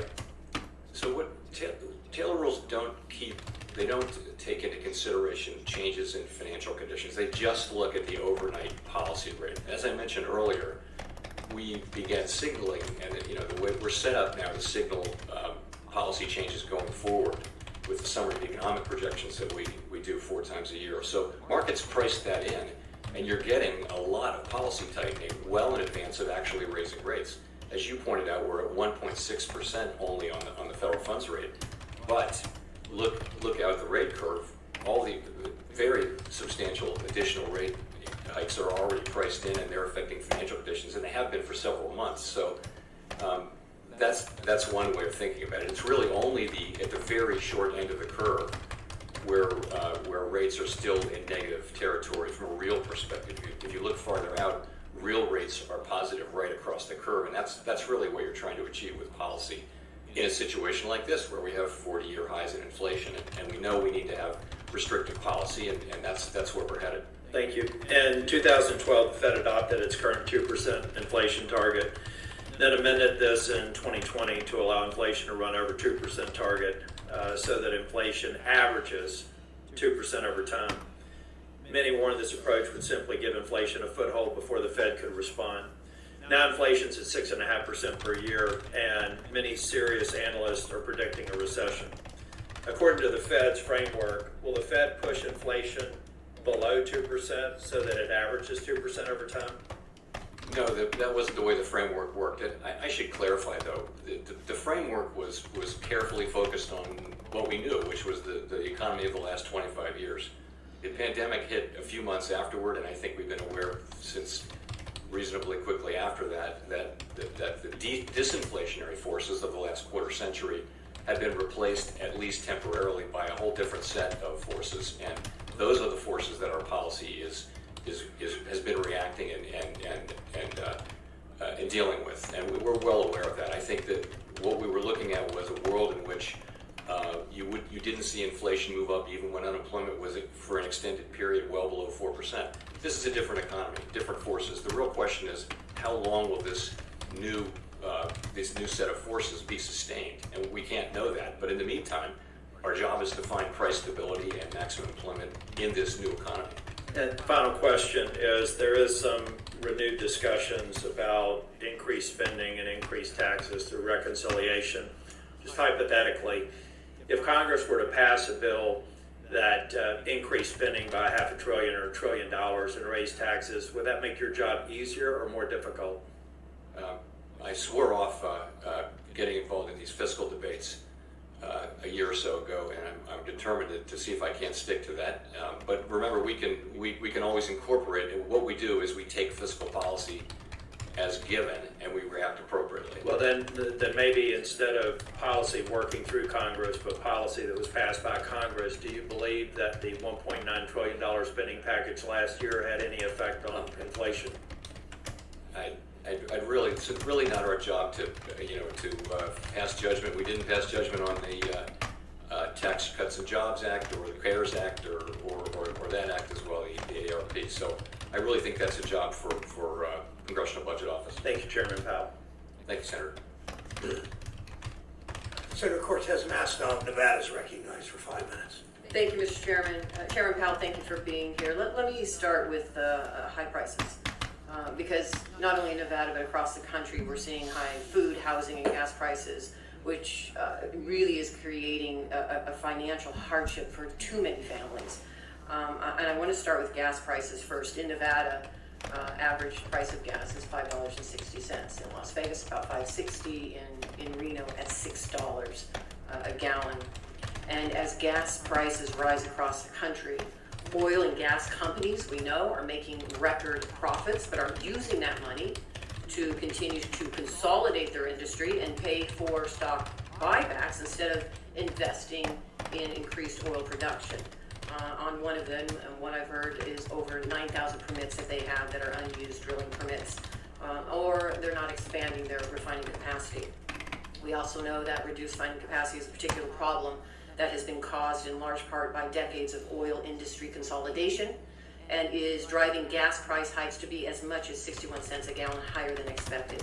So when considering the drivers of inflation, how much do Federal Reserve economists consider consolidation in an industry? And what else can we do to hold these industries accountable for their contributions to rising prices?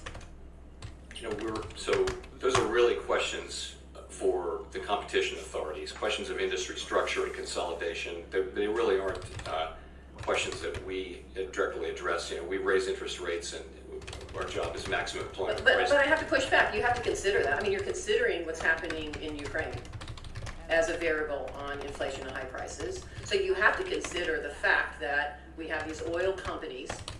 They are exclusively control this commodity that is key for this country. We know that not only do they produce and decide how and when they're going to drill crude oil, we also know the refineries, and quite honestly, the refineries in this country are not prepared to refine the domestic oil that even comes from Texas and the Dakotas. The refineries are prepared to refine the oil that comes from out of this country. And we also know that many of the oil companies have their own traders that are trading on the price of crude oil in this country. I mean, listen, you just talked about an outside agency. This is why this is so important and why I am a co-sponsor of the Transportation Fuel Market Transparency Act. Glencore was just fined $1.1 billion because they were manipulating the fuel oil prices to their benefit. So that is something you have to take into consideration when we have an industry like these gas and oil companies that are so consolidated. They are having an impact on the prices to the detriment of the people in my state. So that has to be something you consider and take into consideration when you're looking at the impact that people across the country are seeing from these high prices. I hope it is. Please tell me you are. Well, I think we see that the global oil prices, which have very important effects on gas prices here at home, are set on the global market, and as we mentioned earlier, there's a large cartel that is responsible to a significant extent for setting those prices. We take that as given. So do you pay attention to what Wall Street is saying and what these cartels are doing? When you say cartels, these are these big oil companies, and they're indicating that, well, I'm not going to drill because I'm making profits because the price of gas is so high. So you would assume, I would hope that you would take that into consideration, that it's going to continue these high prices because there is a challenge in holding these oil companies accountable. So in principle, we pay attention to anything that could affect the use of our tools and the need to use our tools. And I think with the future price of oil, the best thing you could probably do is look at oil futures, because futures in theory should be taking into account all of these factors, and that's what we do. But ultimately, the question for us is, do we raise or lower interest rates? We don't have tools that would address these practices that you're discussing. They're not really, of course, we understand them. Well, do you have concerns that these oil companies are manipulating or controlling the prices that we have right now? Do you take that into consideration with the tools that you need to reduce inflation and reduce these costs? Honestly, those are not judgments for us to make. The questions about industry structure and competition are really not. It's not our assignment. Our assignment is employment price stability. The outcome of that infrastructure is something you've got to take into consideration. Yes. Unless they change, the prices are not coming down. unless they stop getting profits and sharing that with their shareholders and start addressing and looking at actually the consumer at the other end of this who is bearing the brunt of it, these prices are not going to come down. I would assume you take that into consideration. Maybe I'm wrong. Well, when you say take it into consideration, we do have to have a forecast of oil prices, and we do. But ultimately, though, the question for us is price inflation. What's happening with price inflation? And it's a macroeconomic question. It's not a question about industry structure or corporate behavior. It's a question about what will be the behavior of inflation across the economy. And in particular, there's really not anything that we can do about oil prices. There's a little, food prices is a bit more mixed, but for oil prices, they're set at the global level. It has to do with global oil prices and also the refining spread. Neither of these are things that we have the tools to affect. Does it concern you that these oil companies haven't come to the table to look for a solution to help us reduce Honestly, fuel costs? I don't think it's appropriate for the Fed or for me to be reaching out into areas of policy that are not assigned to us. It's not up to us to comment on that sort of thing. We have a very specific job and precious independence to carry that job out, and I think the other side of that is stick to that job. And our job is maximum employment and price stability. Thank you, Mr. Chairman. Time is up. Senator Cortez Masto, Senator Rounds from South Dakota is recognized. Thank you, Mr. Chairman. Chairman Powell, welcome again. It seems as though for the last couple of times that we've had you in front of this committee, inflation has been a primary item of discussion. I want to follow up just as my colleagues have. And I'd like to take it in a little bit different path, perhaps, because when it comes to breaking down the different causes of inflation, clearly there is the supply side and the demand side. And the reality is that a large portion of the inflation stems from the higher energy prices, which is part of the supply side issue.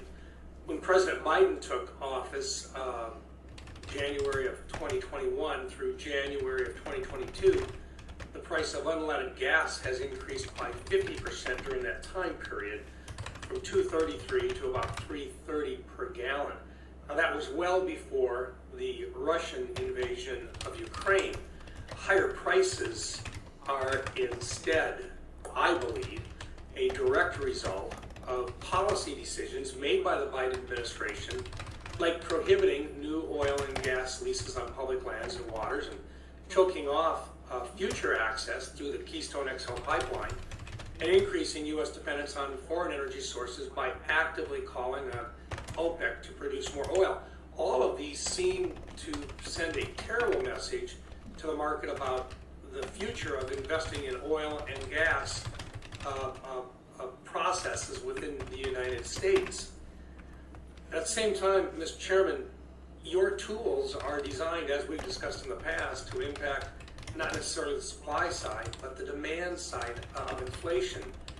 So if you attempt to use your tools that are available at this time to address what I believe to be the policy-induced side of inflation, do you risk hurting the economy by using these interest rate increases when in effect, as you've indicated earlier here in this meeting, that you really can't impact the price of gas or the price of food? I think that's right. We know that our tools can affect certain aspects of inflation, and that would include certainly energy inflation and food inflation. So nonetheless, our statutory goal is headline inflation. But we also know that core inflation is actually a better indicator of headline inflation than headline inflation itself is, because food and energy tend to be quite volatile. They tend to move up and move down, and that's been the history. So core enables us to look through that volatility, and so we focus very much on that as a better representation of what underlying inflation of the economy is at any given time. And I think, but in this particular case, that core inflation, if we're not going to include some of those, what I think earlier we thought would be transitory in nature portions of inflation, they have proven not to be transitory. In fact, South Dakotans are now paying $682 more per month on goods and services than they were when President Biden took office due to inflation. The administration is claiming the Federal Reserve can fix our inflation problem. But as you just indicated, you focus on core, and your tools might very well work on core, but not on those really heavy drivers to inflation that South Dakotans are seeing like the rest of the country. See, Mr. Chairman, what I believe is going to happen here, and I just share this, clearly you are aware that you're going to be the person that takes the fall if inflation is not brought under control. And this administration is going to point to you and to the Federal Reserve saying, you have the tools to fix inflation and you're not doing your job. When in essence, the portion of inflation which Americans are feeling today may not just be the core inflation that some of your tools do, but the total cost of inflation that my citizens in South Dakota feel to the tune of, well, $682 more per month in living expenses than what they were when this administration took office. So we're focused on the part of it that we can address, and that is there's a job to do on demand here. There are parts of the economy where demand exceeds supply, and that's where we think our tools can help, and that's what we're focused on. Very good. And just very briefly, Mr. Chairman, on another item, the Basel Committee on Banking Supervision issued a press release indicating that it had made substantive technical changes to the calculation of the GSIB score for EU-based global systemically important banks, the GSIBs. Do you, the Federal Reserve as being a part of this organization, do you believe right now that this change reflects the views of the Federal Reserve as an influential member of the Basel Committee?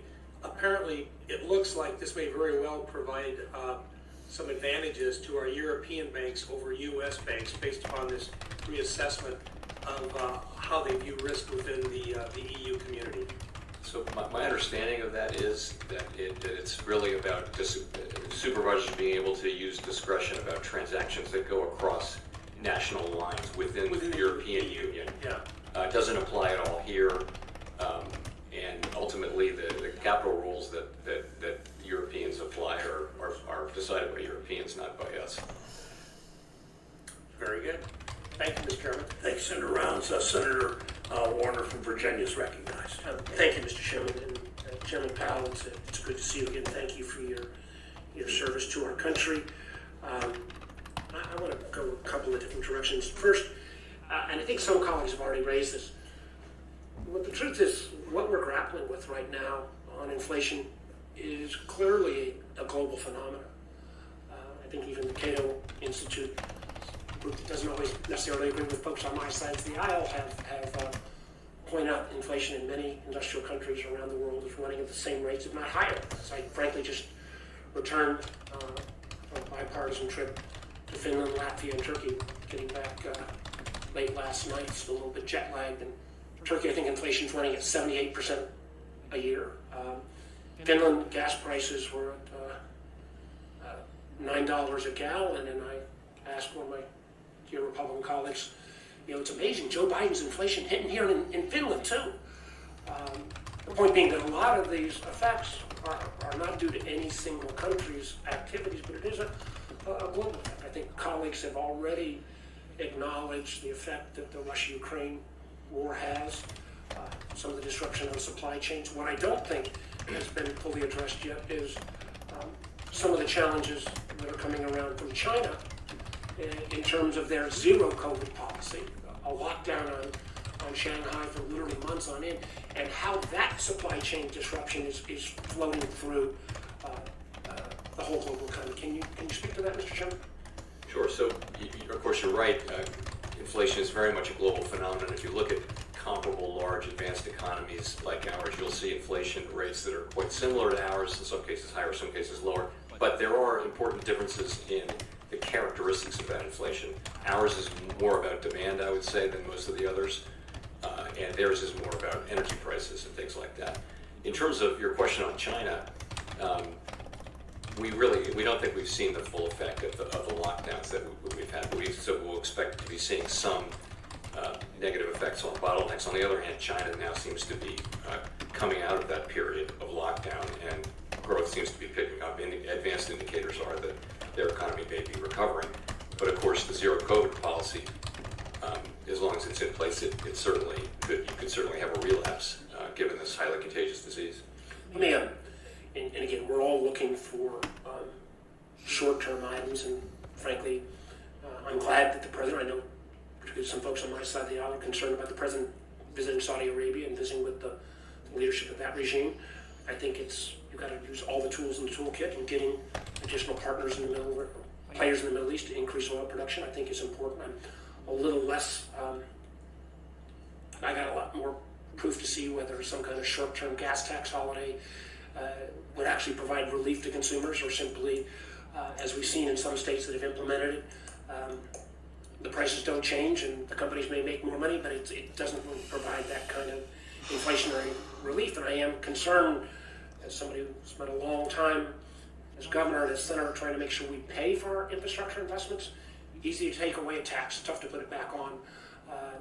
There's always an excuse not to, but I'm open to seeing a better analysis. I do want to raise, and recognizing that not everything can be done with a flick of the switch. There's a piece of legislation that's been floating around here for almost a year, passed the Senate a year ago on a broadly bipartisan basis, passed the House a number of months ago. I think the House, frankly, took the wrong approach.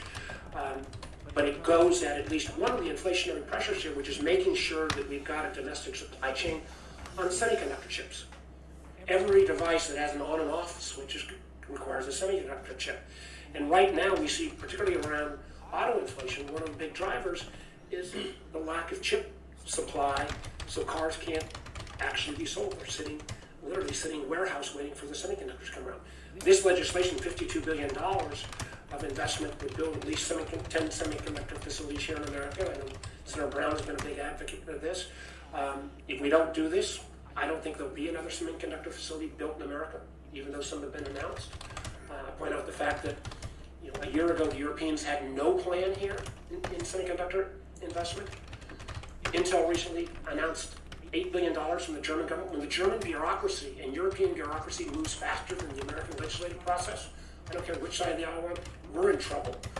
So in the last few seconds, I know you don't want to weigh in on a specific piece of legislation, but the notion of investment in a key industry component like semiconductors, long term in terms of keeping inflationary pressures down, right move or not? Again, I wouldn't, as you say, I wouldn't comment on a specific legislative proposal. Talk about I'll just say that I do think we learned a lot about global supply chains, and we're still learning. And it's important to take the right lessons, and I think it's an important area to explore about how we can harden up and improve our sourcing capabilities, including what should be here. Thank you, Mr. Chairman. Thanks, Senator Warner. Senator Kennedy from Louisiana is recognized.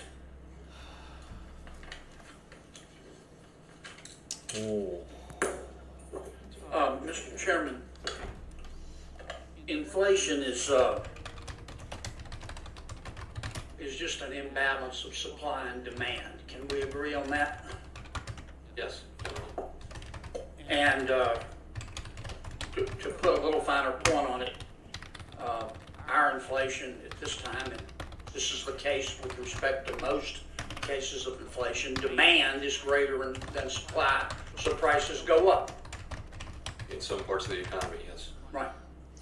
Now, you're trying to lower, so we've got a situation where demand's up here, supply's down here. You're trying to lower demand. Is that correct? Yes, while also giving the supply side time to recover. There's some ground to be covered on that side. Yes, but you talked about your role, scope, and mission, and your job is monetary. You're trying to lower demand. Well, I'm trying to I would say lower demand growth. We don't know that the demand has to actually go down, which would be a recession. Well, 70% of our economy is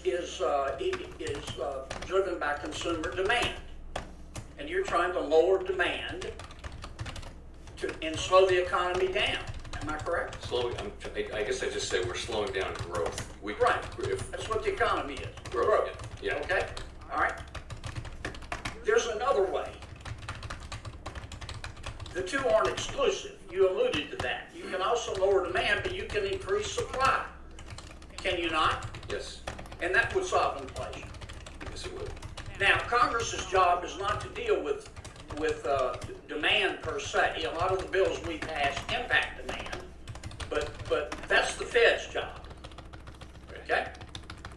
Now, I'm not going to ask you to comment on any specific bill, but tell me the things that Congress could do right now while you're lowering demand, not you literally, the Federal Reserve, what we can do right now to increase supply.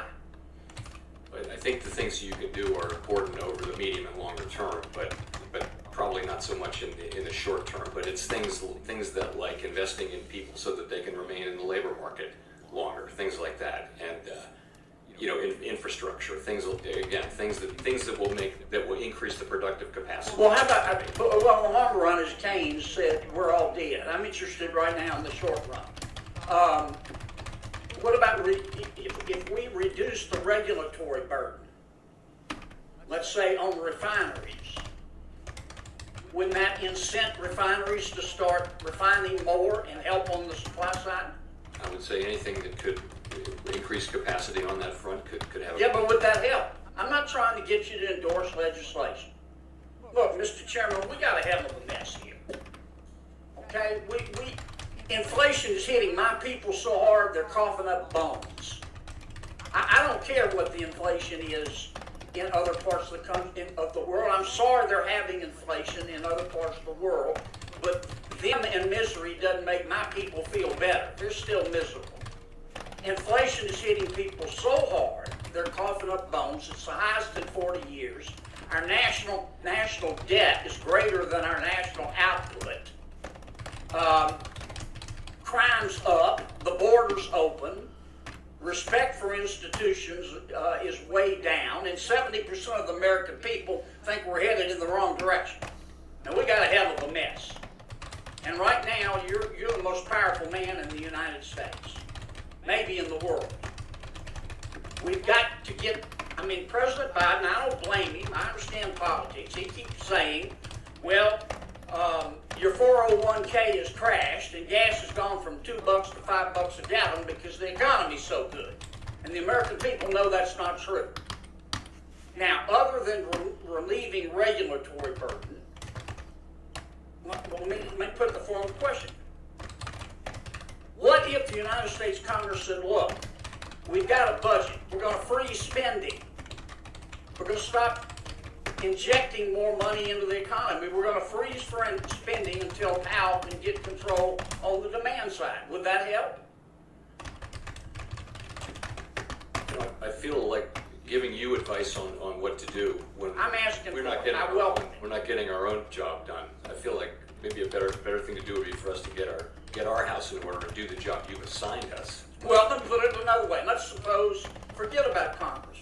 Let's suppose that every governor in every state and every legislature in every state got together tomorrow and said, I know it's not likely to happen, and said, we are going to freeze our budgets. We're not going to spend a penny more than's already budgeted. Would that help? Would it help? Sir? Would it help with? Would it help reduce inflation? It would depend on it might, but it would take. Again, I'm giving you. I'm scoring fiscal policy. Well, I understand really you're being careful, but Mr. Chairman, the United States Congress, in addition to its regular budget, has spent $7 trillion. I'm not saying all of it was unnecessary. On top of that, the Fed's increased its balance sheet from $1.5 trillion to $9 trillion.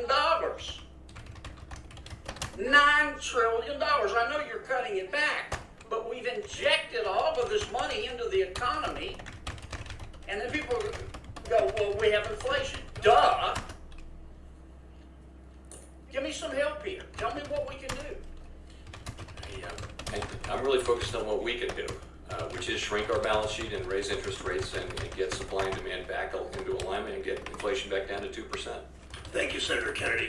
Senator Tester from Montana is recognized for 5 minutes. I want to thank the chair and ranking member. I also want to thank you for being here, Mr. Chairman. I appreciate it. I've just got to say one thing about Senator Kennedy. I think freezing spending is probably not a good idea, except we just had a flood that cost $1 billion worth of damage in southern Montana. $1 billion worth projected. We freeze spending, that infrastructure never gets rebuilt. So I hear what you're saying. In some aspects, I agree, but it's a lot easier to talk about than it is to do. And I think that's the challenge that the chairman of the Fed has, is that He really needs to focus on what he needs to do, and if it was a simple solution, we'd already had it done. I'm concerned about rural America and the impact inflation's having on rural America, and I know that you have seen it. You've seen it transpire over the last several years, particularly as this country's come out of this pandemic. And I know we've had a conversation that it's two-edged, it's supply and it's demand, and you're only dealing with the demand part, which is an important part. And in some respects, Senator Kenney's right. You are probably one of the strongest people in the world to be able to deal with some of this stuff. But from a rural perspective, is the Fed doing anything in particular that I could take back to my constituents and say this is what the Fed's doing to help rein in inflation in rural areas? Well, so we are, of course, well aware. As you know, we have 4 or 5 Reserve Bank presidents who have very large agricultural economies within their districts, and we hear, excellent reports from them about what's going on. And it's clearly a tremendously challenging situation. Fertilizer prices and all kinds of inputs, very, very difficult situation. You can't get parts for your equipment and that kind of thing. So.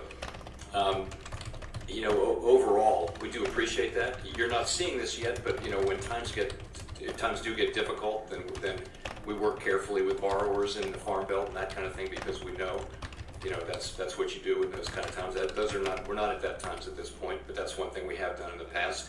I mean, overall, we think we need to get back to price stability, and that will help. That will help everybody. It will help the whole economy, including rural America. Okay, interest rates. I know they've been raised a bit recently, I think 3/4 of a point, correct me if I'm wrong. And I'm not going to ask you where interest rates need to be, but I do think that there's a fine line to walk, and you tell me if I'm wrong, where if interest rates are raised too high, it could drive us into a recession. Can you tell me some of the things you're looking at to make sure that doesn't happen?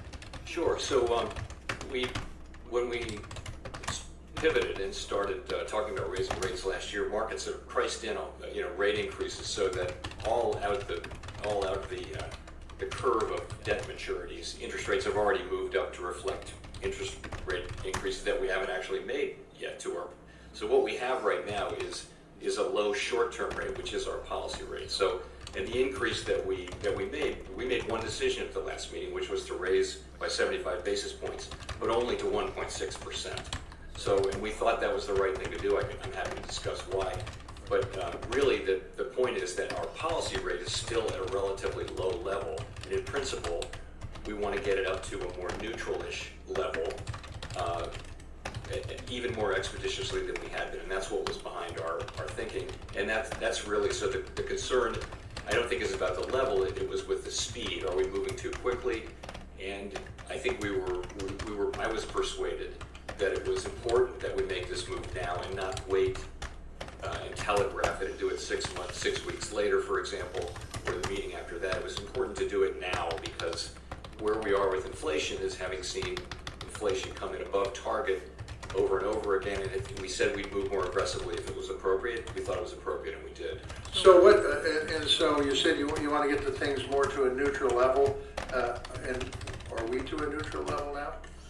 No. So we estimate that the longer run neutral level of the federal funds rate to be in around 2.5%, and actually we think it will be appropriate to raise rates above a neutral level into a modestly restrictive level, because this is very high inflation and it's hurting everybody, and we need to do our job and get inflation back on a path down to 2%. And the way we're going to do that, we think, is raise rates, of course, to that level. Of course, everything depends on the data that we see. We're really strongly committed to getting inflation down to 2%, but we're going to be flexible as we see the data coming in. Do you agree with the perspective, and then I'll be done, but do you agree with the perspective that if interest rates go too high, too fast, it could drive us into a recession? Certainly a possibility. It's not our intended outcome at all, but it's certainly a possibility. And frankly, the events of the last few months around the world have made it more difficult for us to achieve what we want, which is 2% inflation and still a strong labor market. Thank you, Mr. Senator Chester. Senator Haggerty of Tennessee is recognized. Thank you, Chairman Brown. Chairman Powell, one of the many downsides of quantitative easing is the fact that the Federal Reserve, and then by extension the American taxpayer, is essentially taking a long position in the securities that are acquired. And that means that when rates rise, the value of the securities on your balance sheet drop. That's exactly what's happening today. And as of March of this year, the Federal Reserve had about $330 billion worth of unrealized loss on its balance sheet. That number is probably close to $500 billion right now, given the rise in rates. So my question of you is, do these unrealized losses limit the Federal Reserve's ability to execute its monetary policy objectives? And specifically, will the Fed sell mortgage-backed securities and realize a loss? Or will the Fed be cornered into holding these securities until they appreciate? So those kind of unrealized losses play no role in our decision making, have no effect at all on our ability to conduct monetary policy. They're just not a consideration, and they won't be a consideration when we decide whether to sell and in what quantity MBS. We said we would look at selling MBS when the normalization process for the balance sheet was well underway, and that means not soon. We haven't decided exactly what that means. When we make that decision, and the reason, by the way, the reason we want to do that is we're committed to having a mostly Treasury balance sheet. And with these higher rates, MBS prepayment speeds have gone way down. And so to achieve the mostly Treasury balance sheet, we may well need to sell MBS at some future date. When we turn to that, we're going to be very transparent and give lots of transparency, obviously, but we won't be thinking about the balance sheet. I mean, remember that we've contributed $1 trillion in profits to the Treasury over the course of the last 10 years. The reason we don't have a lot of capital is that we give our earnings to the Treasury every year. So it's not at all a concern for us. But to be clear, these long-dated mortgage-backed securities may be sold as a loss. You're not limiting your ability to do that, to sell at a loss. No. And that could happen. I just think that the downside of quantitative easing is very much illustrated for us when you find yourself in the situation of holding these long-dated securities. To turn to another point, Chairman Powell, I realize there are a number of factors that play a role in the historic inflation that we're experiencing. Supply chain disruptions, regulations that constrain supply. We've got rising inflation expectations and excessive fiscal spending. But the problem hasn't sprung out of nowhere. And in January of 2021, inflation was at 1.4%. By December of 2021, it had risen to 7%, a five-fold increase.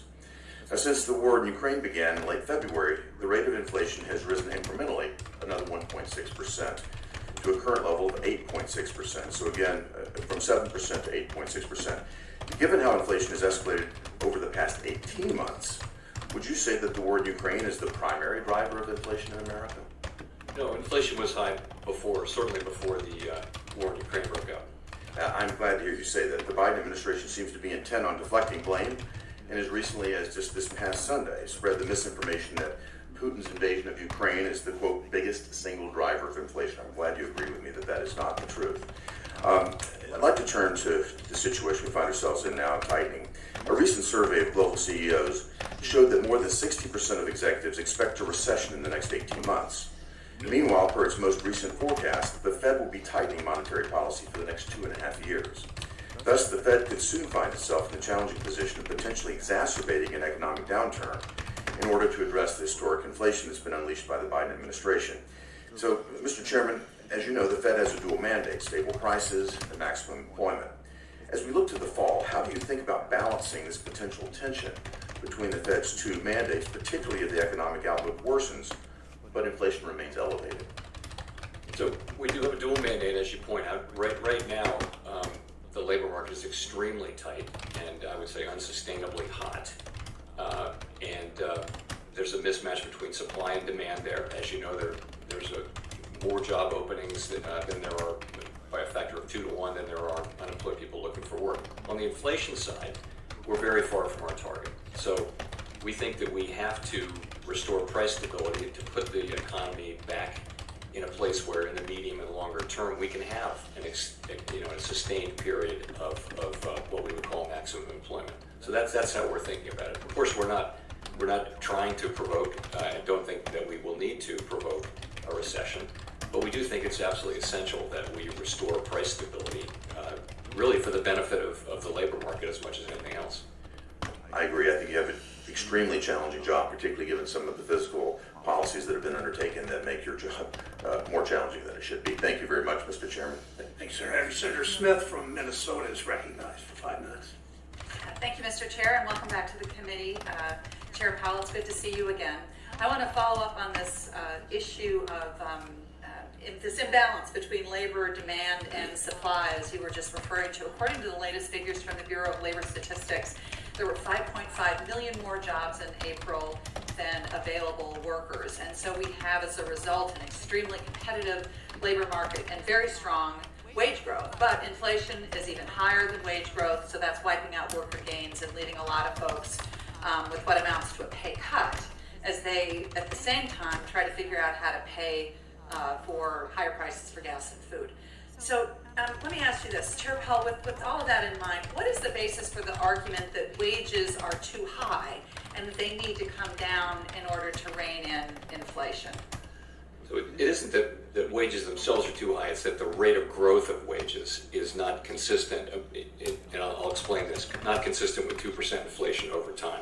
So, of course, it's great when wages go up, and we want them to go up. We want people to get strong wage increases, but at a certain point, wages become high enough that companies start raising prices, and you wind up getting high inflation. So if you just kind of reverse engineer what level of wage increases would be consistent with 2% inflation over the longer term, today's wage increases, if you look across the numbers of measures that we look at, they're significantly above that. Now, there's some evidence that they're flattening out, particularly average hourly earnings. There's some evidence that measure of wages is flattening out, so that it's no longer going up.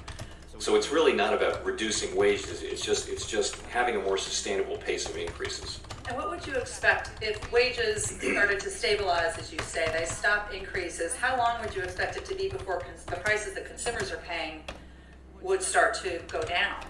So are they ever going to go down? It depends.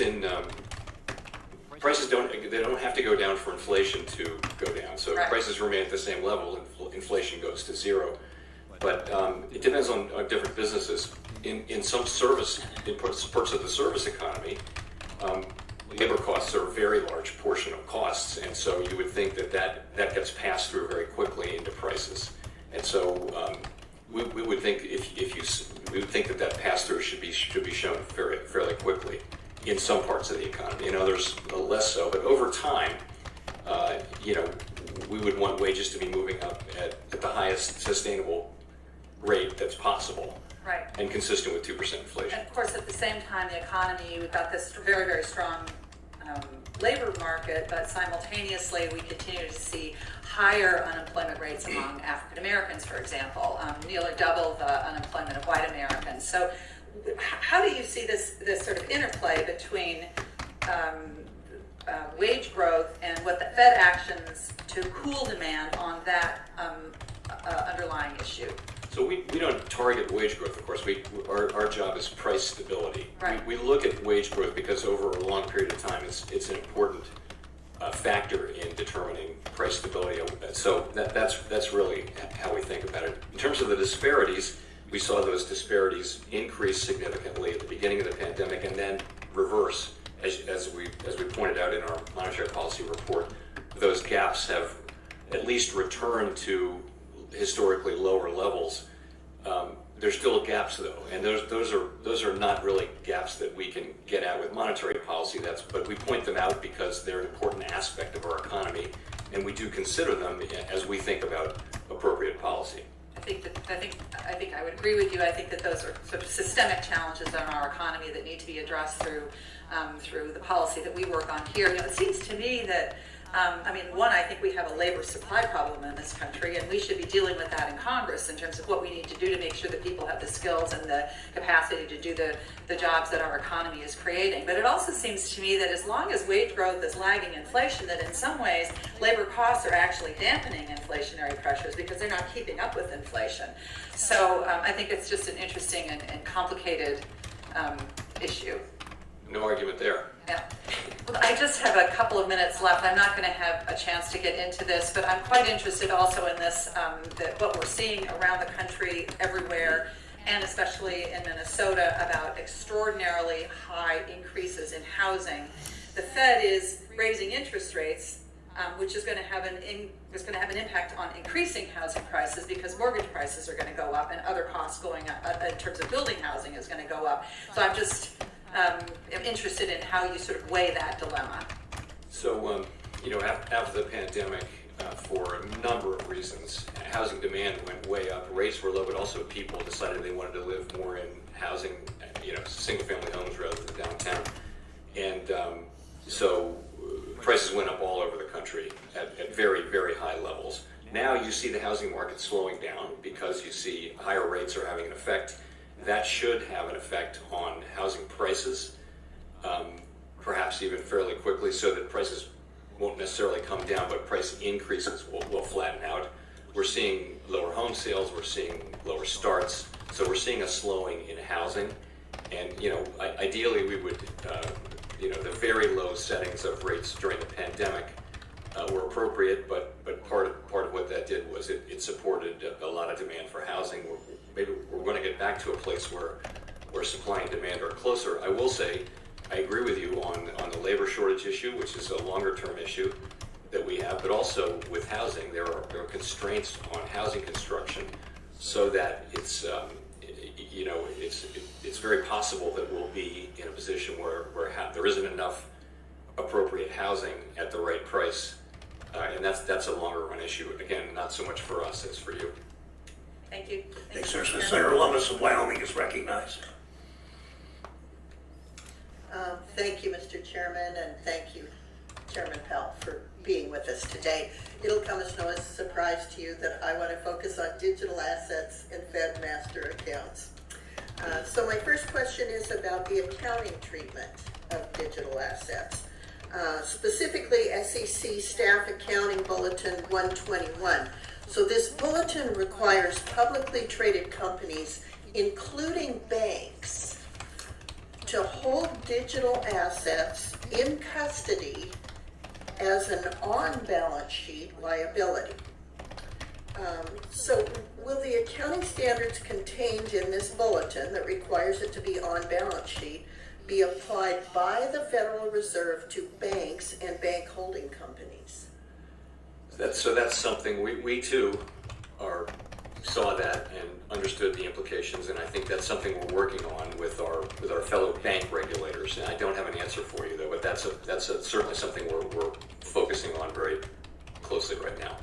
And I would note that the Basel Committee on Bank Supervision has declined to establish a capital charge for custody digital assets because they're always off balance sheet. They've created a framework called the Prudential Treatment of Crypto Assets that continues to acknowledge that they're off balance sheet. So if the standards of the SEC's staff bulletin are adopted, that would be the first time that custody assets are placed on balance sheet. Do you think it's smart for the U.S. to be imposing bank standards beyond international norms? So again, that was the SEC has authority over accounting rules, and that's what this was, and we now have to consider that exact question, and that's what we're doing. I can't really say more because we are working our way through it. But my understanding of it is the same as yours, though, which is custody assets are off balance sheet, have always been. But this is, the SEC made a different decision as it relates to digital assets for reasons it explained, and now we have to consider those. Yeah, and thank you. I encourage you to consider that and appreciate that you're looking at it and you're aware of it. That's great. So I'll turn to master accounts now. Of course, the board and the reserve banks have refused to provide Congress and the public with transparency with regard to the application process. At its core, a master account is a public benefit conferred by the Fed to a private institution. And since a master account is a public benefit, really doesn't the public have a right to know which institutions have master accounts and which have applied for accounts and not received them? Both the FDIC and the OCC publicly list similar application information on their websites today. So could you commit as part of a transparency project to make publicly available a list of institutions that have received master accounts, as well as the institutions that have applied and not received them? So I'll be glad to look into that. And you know our system well, and it really is that the Fed, the board, we set rules, but the reserve banks really make the decisions about granting accounts subject to those rules. And we actually think we can improve on that system with the current proposal we have, and are considering comments on that right now, as I'm sure you know very well. Yeah, and as you also know that applicants for master accounts are getting whipsawed between the Federal Reserve Board of Governors and the banks. That one says that the Federal Reserve says that the banks have all of the authority they need, meaning Federal Reserve Bank of Kansas City and others have all of the authority they need to make these decisions, and yet you go to the reserve banks and they say, oh no, we're waiting for the Board of Governors. And so there's a whipsaw effect, and we get no answer. The black hole continues to exist, and my frustration level has long since been at a boiling point. It continues to be at a boiling point. There's no responsiveness. It's a black hole. And I wish to just once again use this opportunity to encourage you to address that. There's just no excuse. There's no excuse anymore, Mr. Chairman. Thank you. Senator Lemus, Senator Van Hollen of Maryland is recognized. Thank you, Mr. Chairman. Welcome, Chairman Powell. I can't let an opportunity go by without raising the issue of the FedNow real-time payments system implementation. You would agree that if we can get the system into place, it will save millions of Americans billions of dollars, would you not? Yes, I would. And so that's why I just want to encourage you to move very quickly. As you know, the system is scheduled to go up next year. We had an earlier hearing in May in this committee, and Brookings Senior Fellow Aaron Klein, who spent a lot of time monitoring this system, shared his concern that we weren't moving fast enough to hit that date and fully implement it. So I just want your commitment, Mr. Chairman, that you are focused on this and that it is a priority. Very much so. We're very focused on doing it right and also on time. And that's next year. Right, because it especially impacts, of course, people living paycheck to paycheck, right, who make a deposit in the bank but it doesn't clear. And then they get tagged with all sorts of overcharge fees and things like that. So I just, other countries that are a lot less advanced in terms of technology in the United States have figured this out, and we should be there now. I just want to turn to really the issue of the day, which is this challenge in navigating between keeping a strong economy moving and low unemployment and dealing with price stability. On the good news front, and I think you've testified to this earlier, the United States is doing a lot better than our sort of near peer economies when it comes to economic growth and quickly reducing our unemployment rate. Isn't that the case? Yes, generally we're further advanced in our recovery, I would say. Yeah. So that's good news, and we want to keep that going. We also obviously want to deal with the price increases, and the concern, which has been shared by others this morning, is that many of the causes of those price increases are beyond the control of the Fed. And I call them the 3 Ps: Putin's war, pandemic supply chain disruptions, price gouging. Senator Cortez Masto raised that. And so I think the challenge is, how do you navigate increases in interest rates when a lot of the drivers of price increases are beyond your control? And I want to raise a specific kind of case study here, which is in the housing market. Because you would agree, would you not, that increasing the supply of housing can help reduce housing prices, right? Sure. Yeah. But what we're seeing now is that with rising interest rates, obviously new investments are more expensive. We've seen housing starts fall by 14% in May. So that means fewer housing opportunities, less supply, fewer workers engaged in building new homes.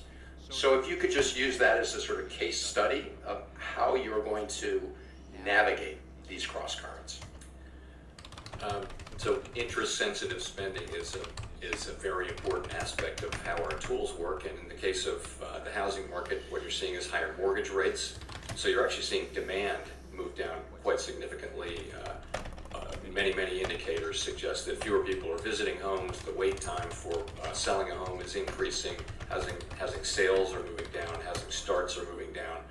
And overall, it's a slowing in the housing market. And I think what you will see, or many forecasts call for the increase in housing prices to slow pretty significantly now. You've seen very, very large, as you know, increases in housing prices over really since the beginning of the pandemic, and to the point where all over the country you have housing, people 5 bids above the ask the second the house comes on the market. Well, that's cooling off now to a more sustainable pace. So what we hope is we can get demand, that part of the economy, to slow to a more sustainable pace, and get the housing market back on a more sustainable path where there's a better balance between supply and demand.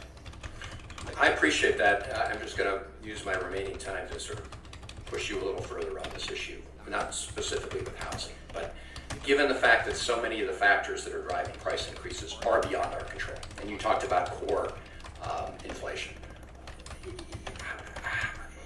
what is your confidence level that we will have what is generally referred to as a soft landing, where we won't overcorrect in raising our interest rates to the point that it begins to really hurt our economy, workers, and wages? What is your level of confidence that you can navigate a soft landing for the economy? It is our goal.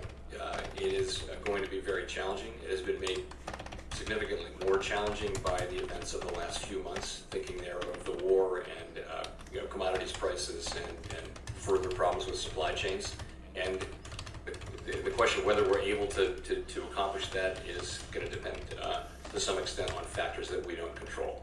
Well, Mr. Chairman, if I could, but this is the point I think many of us are making. The factors that are out of your control are not going to be susceptible to those costs being brought down. Oil, gas, I heard you earlier, food, by the measures you're taking. And the risk is that the measures you're taking will slow down other parts of the economy without getting us the benefit of lower prices. So I think that is a big theme today, and I just look forward to continuing our conversation about how you're going to thread that needle. Can I say that the other risk, though, is that we would not manage to restore price stability, and that we would allow this high inflation to get entrenched in our economy. And we know from history that will hurt the people we'd like to help, the people in the lower income spectrum, who suffer now from high inflation. That will hurt them more than anyone. So we can't fail on that task. We have to get back to 2% inflation so that we can have the kind of labor market that we really want. I appreciate that, Mr. Chairman, but as you know, the prices that people are experiencing most vividly day to day is the price of gas at the pump and the price of food at the grocery store, both of which are things that you've said are beyond your control. So thank you, Mr. Chairman. Senator Daines from Montana is recognized for 5 minutes. Mr. Chairman, thank you. Good to see that you're here today. Like my colleagues, I continue to be deeply concerned with the inflation we're seeing in the economy and its real-life impact on Montana families. When I go back home, I hear the top 3 concerns from Montana. It's inflation, it's inflation, it's inflation. It's the price of gas, it's the price of groceries. CPI inflation grew 8.6% year over year in May, the highest increase since December of 1981. In Montana, the mountain states, as you're aware, inflation grew by 9.4% versus a year earlier. This rate of inflation is unsustainable for Montanans and Americans alike. for months, Republicans in Congress and even some Democrats, like former Treasury Secretary Larry Summers, warned of the massive inflationary risk of the $2 trillion March of 2021 stimulus package, what that posed the economy. In fact, just pulled up the Washington Post article from March 29th, 2021. I remember being in this very room, similar hearings, warning our colleagues about the risks of moving through a $2 trillion spending package when we had $1 trillion of unspent COVID money still remaining in December of the prior year.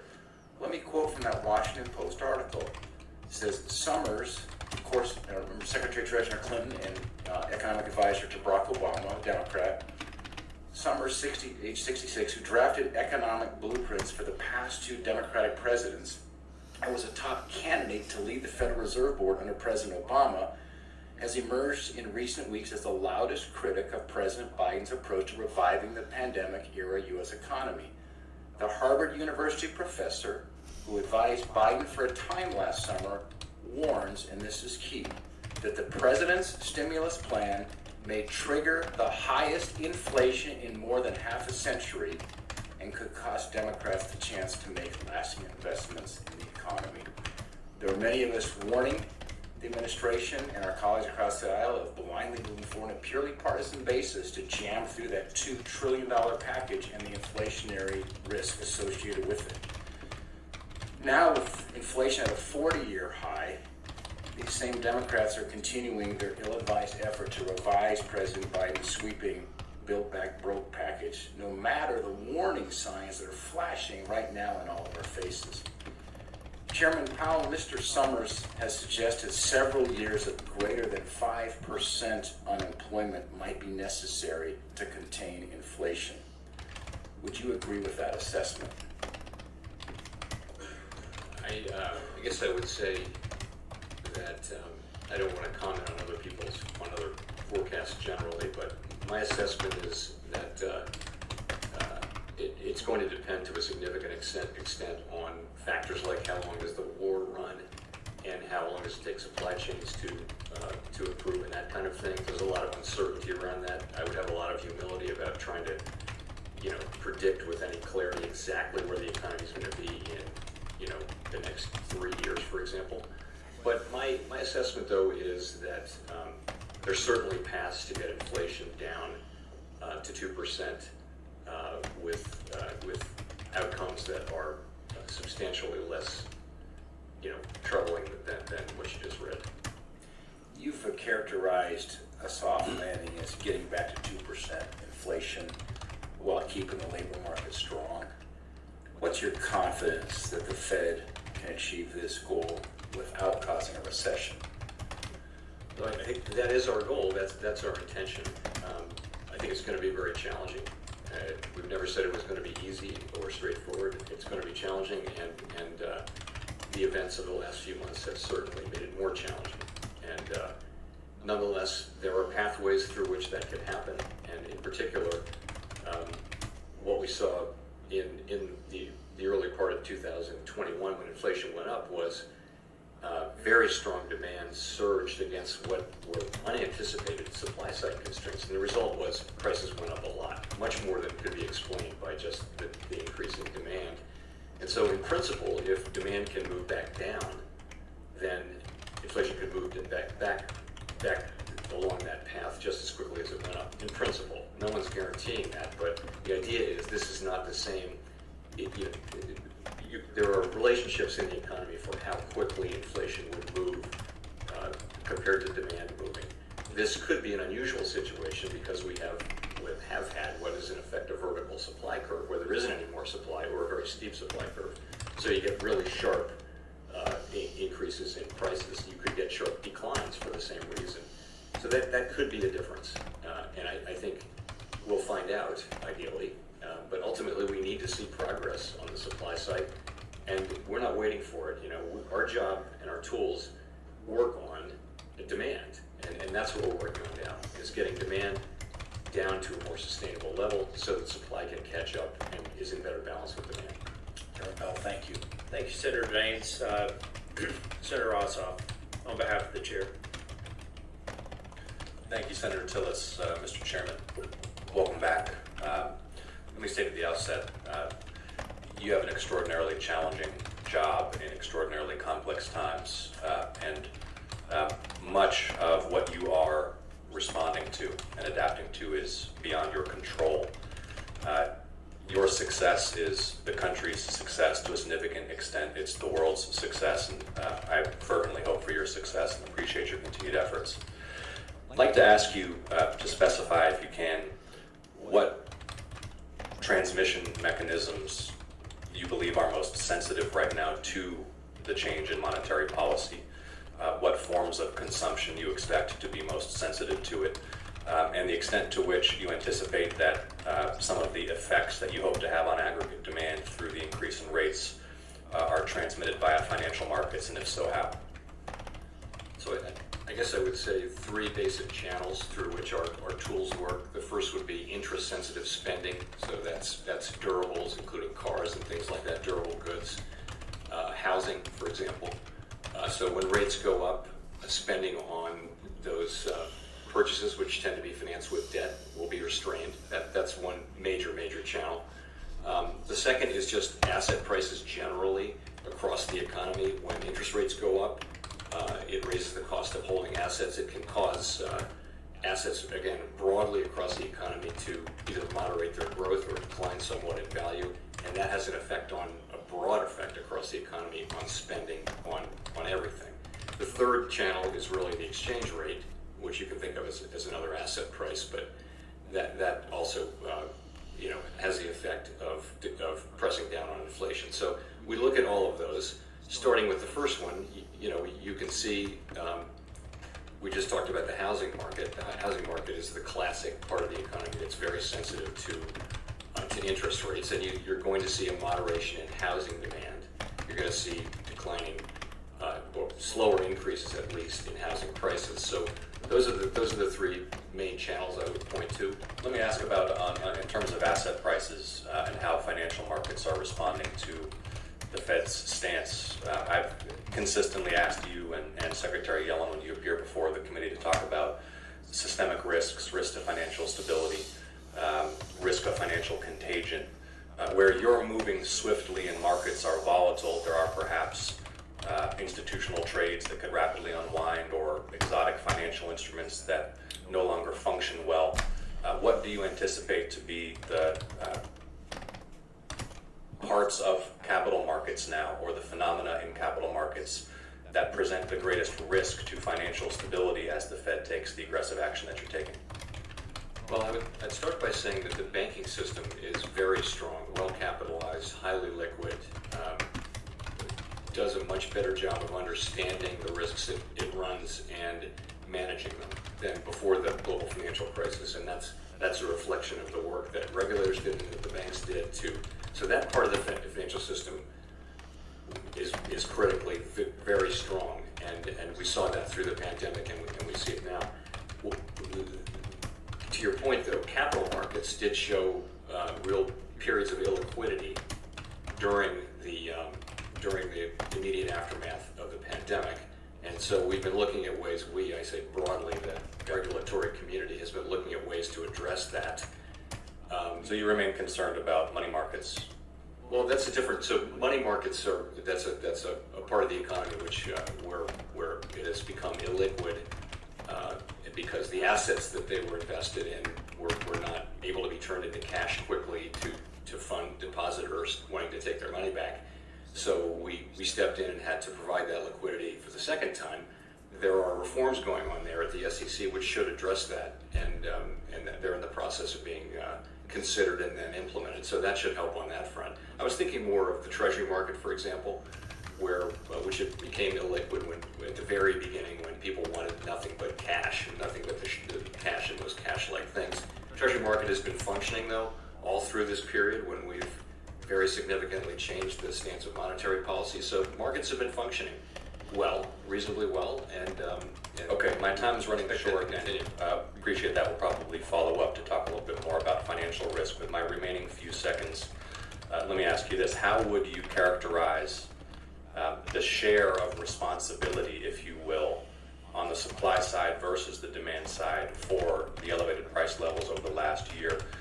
To what extent do you believe that, you mentioned the supply curve being steeper than expected, and so the increased durable goods demand and consumer demand having a greater than expected effect on prices. Right now, is the principal driver of the increase in the price level elevated consumer demand, elevated demand, or is it supply constraints? I know we're facing both, but I'm asking you to allocate, as you can, some share to each phenomenon. Yeah, I just would say it's clearly both factors are principally at work here. You couldn't get this kind of high inflation without strong demand, and you certainly couldn't get it without the kind of supply issues that we've had, both in the labor market reflected in high wages, and then in the goods market reflected in what's happened with durable goods. And cars in particular, you looked at, it's been driven by semiconductor shortage. Thank you, Chair Powell. Thank you, Mr. Chairman. On behalf of the chair, Senator Moran. Mr. Chairman, thank you. Chairman Powell, thank you for your presence here today. Let me start just by making certain that I tell you something that I think I need to say on behalf of Kansans. I've never seen the level of anxiety, uncertainty, concern for the future as I see today when I have conversations with folks in my neighborhood and across Kansas. There's a sense that something's not right. Inflation is a significant component of that feeling, and the inability to know what's around the corner is terribly damaging to folks, both financially but also mentally or psychologically. There's a real circumstance out there that I want you as the chairman and your colleagues to know exists. It is, I think uncertainty and what the future holds is one of the most damaging things when people try to figure out their lives and how comfortable they are. I also want to highlight a particular Kansas, but middle America, across the country, issue of agriculture. I was on a farm on Saturday, participating in, observing harvest of wheat. We live in a world in which people are starving, and more are going to starve if we are unable to, if we fail to get more grain into markets from Ukraine and from Russia, but from the United States as well. Agriculture, farming is a noble calling, and it has a lot to do with being able to feed people who are now desperate. Part of the concern in regard to agriculture is that interest rates have a significant consequence to the profitability, to the survivability of producers, and profit margins get squeezed if interest rates continue to climb. We face declining or lower land values. That creates greater access to credit challenges. Tell me how you see, one, how I can assure my Kansans that, and Americans, that things are going to be better, and two, how can I assure farmers and ranchers that their future will be brighter based upon the activities of the Federal Reserve? So I take the sort of very low confidence readings that we're reading about and your comments about Kansas citizens as being pretty directly related to high inflation. And I think people haven't seen it. You know, most people, you and I, are old enough to remember what it was like, and it's it's something that it just really does destroy public confidence in the economy and that kind of thing. So we need to get inflation back down to 2%, and all I can say is we're using our tools to do that, and the public should believe that we will get inflation back down to 2% over time. Again, there are factors that we don't control, but those factors do tend to wash out over time. Things like commodity prices don't tend to just keep going up. They may remain high, but they're quite volatile over time. That's what the record shows. So we're doing what we can to get inflation down, the parts that we can address. So for whatever that's worth, that's what we can do and what we will do. In terms of the agricultural patch, as you know, we have, including your Kansas City Fed president, we have some terrific people who are Reserve Bank presidents comments who give us a good sense of what's going on in the agricultural sector on an ongoing basis. And it's obviously a very, very difficult time with fertilizer prices and difficulty in getting all kinds of inputs. And it's just a very challenging time in the agricultural world. We do understand that. Our part of it is to do what we can to get inflation back under control. I know higher interest rates are painful, but that's the tool we have to moderate demand and get demand and supply back into balance so that inflation can come down. Mr. Chairman, in a conversation you and I had on the phone, you indicated that, as you did today, there are certain aspects of inflation that you have little control over. One of them, I think you mentioned, was energy. Let me be reassured, if you would, that there will not be actions by the Federal Reserve to make lending to fossil fuel producers a component of the policies of the Federal Reserve. When you say you have little to do with it, you could cause great damage if you decide to go down a path that was at least contemplated by a number of nominees for the Federal Reserve Board. And I would love to be reassured that's not a component that you would pursue, and that we would not see resulting increasing a cost of fuel as a result of Federal Reserve policy. My view, and I think the view of my view certainly is that it's not our job to allocate credit to or against or away from any particular sector of the economy. That's a job for elected officials or for markets, but it's not a job for the Federal Reserve, which has a mandate to pursue maximum employment price stability, a well-regulated banking system, and a sound payment system. Mr. Chairman, thank you. On behalf of the chair, Senator Warnock. Thank you very much, Mr. Chair, and thank you, Chairman Powell, for being here again today. Georgia is in a serious housing crisis, and the Federal Reserve Bank of Atlanta has designated owning a home in Atlanta as unaffordable to the average home buyer. It's not just a city problem. It's urban, it's rural. Haralson County, a county with a population of less than 30,000, is also rated as unaffordable. In the midst of this housing crisis, the Federal Reserve Bank, which has a tough mandate and a tough time of managing inflation, has raised the federal funds rate by 0.75%. This means mortgages are about to get a lot more expensive for families. Chairman Powell, as the Fed raises its interest rates, what is the Fed doing to prevent this rate increase from further exacerbating the housing crisis?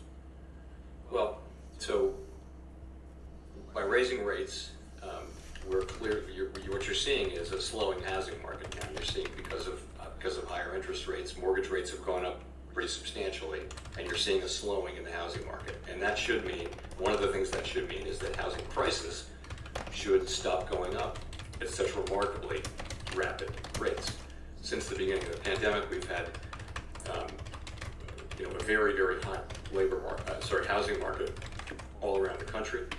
And what should take place is, as demand moderates demand for housing moderates for new and existing homes, you should see prices stop going up quite so fast. You're also going to see fewer home sales and just generally a lower rate of activity in the housing market. So really, what needs to happen is housing supply and demand need to get back into better alignment. And the part of that we can control is really by moderating demand, so that prices stop going up quite so much, and that we can get back to a housing market where supply and demand are. Now, we don't control supply, and there are issues in this country around housing supply. It's harder to get land and lots and things like that. It's harder to get people to work. So there are supply side constraints. If you meet with builders from around the country, they will tell you that we have a longer term issue as a country around creating enough housing supply. That is not something that the Federal Reserve can do anything about, but it is an important issue. Notwithstanding that, mortgages are clearly, at least in the short term, are about to get more expensive. And it seems to me that what would be helpful is if the Congress would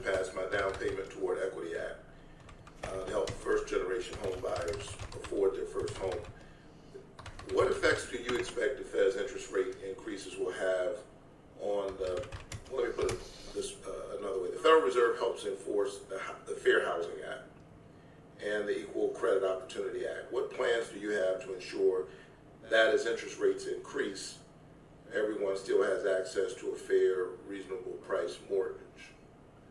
So higher interest rates don't change our very important obligations under the fair credit laws that we enforce, and so we'll continue to enforce those, transparently and aggressively. It is true though that mortgage rates have gone up, and that will slow down demand, and that will be there's some pain involved in that for people paying higher mortgage rates, and also some people will be priced out of the mortgage market. But that is ultimately what needs to happen if we are to get back to price stability, to a place where people's wages aren't being eaten up by inflation. So the greatest pain would be if we allow this high inflation to just continue. I guess we'll be right. Yeah. Right, and I guess my point is that in the meantime, the folks who are on the margins of the marketplace in the first place, the issue is how do we protect them as much as possible.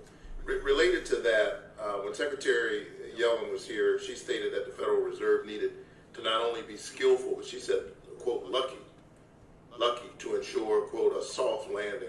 I don't like counting on luck when the economic safety of Georgians, particularly those at the margins, is at risk, which is why I'm doing what I can here in the Senate. I've introduced a couple of bills to lower the price of gas, to lower the cost of groceries and other everyday goods, to cap the cost of insulin and other medication. And I've held the White House accountable to pursue investigation of price gouging of ocean carriers. And I've supported bipartisan legislation addressing the same issue that just became law. How can Congress lower costs for Georgia families? And what steps can Congress take to support the Fed and ensure a soft landing? So I guess I'd be reluctant to give you advice while we're trying so hard to do the job that you actually assigned us, which is to get inflation back down. But I think those are authorities that those of you who run for elected office have, and we don't have as mere appointees. So that's really up to you. But you would agree that the folks at the margins of the economy are feeling the most pressure and pain, and that has to be addressed. I think that's always the case, and in the case of inflation, it's really that if you're spending every dollar that you're intaking on the bare essentials of life, and the cost of them goes up 10%, you're in trouble right away. Right. Whereas middle class people and people better off than that, they've got some resources, some ability to deal with it. So that's why it's such a priority for us to get on top of inflation before it does become entrenched. Inflation's only now been around for, it really didn't start until March of last year. So it's not at all too late for us to get this job done and get back onto the kind of path we all want to be on. Thank you so much. I'm concerned about this, and it's why in the meantime I've introduced several bills to lower the costs for essential items like gas and groceries and medication. Thank you for your testimony. Thank you, Senator. On behalf of the chair, Senator Sinema, I think will join virtually. Thank you, Mr. 여러분들 안녕하세요. 제가 또 내일 또 출근을 해야 돼가지고 오늘은 이 정도로 하고 또 이제 마치도록 하겠습니다. 근데 참 정치인들이 지금 질문을 많이 하고 있다고 보니까 되게 정치적으로 많이 연준의장의 답을 끌고 가려고 하는 것 같아요. 계속해서 이제 코멘트를 달라는 거죠. 우리가 이렇게 하려고 하는데 너의 의견을 달라 하는데 연준의장은 계속 이건 내가 코멘트 할 수 있는 부분이 아니다라고 말을 하면서 계속 이런 상태가 이어지고 있는 상태입니다.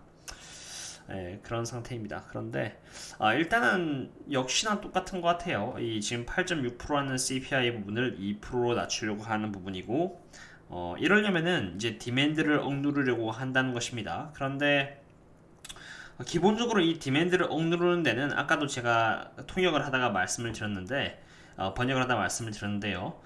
디맨드라는 것은 기본적으로 이제 페드가 기준금리를 높임에 따라서 시작되는 것입니다. 이 기준금리라는 것은 은행과 은행 사이에 돈을 빌릴 때 그걸 바로 기준금리라고 합니다. 왜냐면은 모든 은행은 항상 일정 부분의 그 리저브를 갖고 있어야 돼요. 일정 부분의 돈을 앞으로 나올 수 있는 그 리스크에 대비해서 일정 부분의 돈을 보유를 하고 있어야 되는데 그 돈이 사라지면은 은행 A가 은행 B가 있으면 은행 A가 은행 B로부터 돈을 빌리고요. 은행 A가 그 대가로 그 기준금리에 맞춰서 돈을 빌려줍니다. 그게 바로 기준금리죠.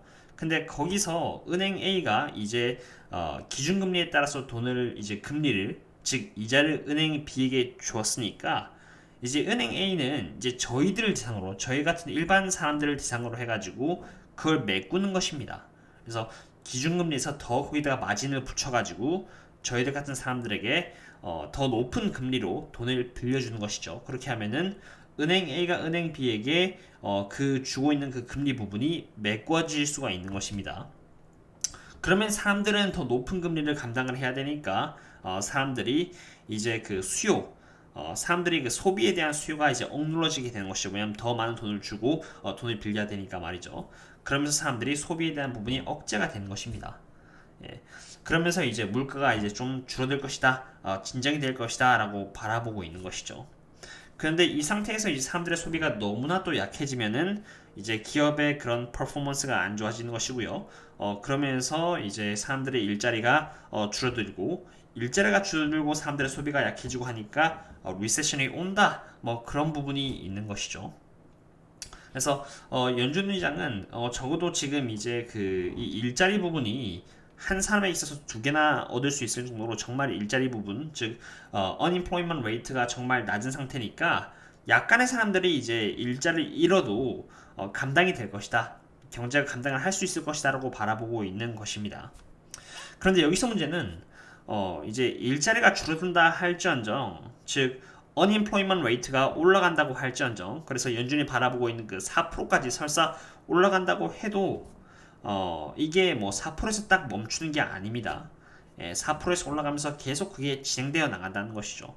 그러니까 연준이 우리는 딱 4%를 목표로 해서 갈 거야 라고 해서 딱 그게 가는 게 아니라 한번 그렇게 사람들이 소비를 안 하게 되고 일자리가 줄어들게 되면은 그게 4%에서 멈추는 게 아니라 계속 올라가면서 일반적으로 리세션이 터지는 것이거든요.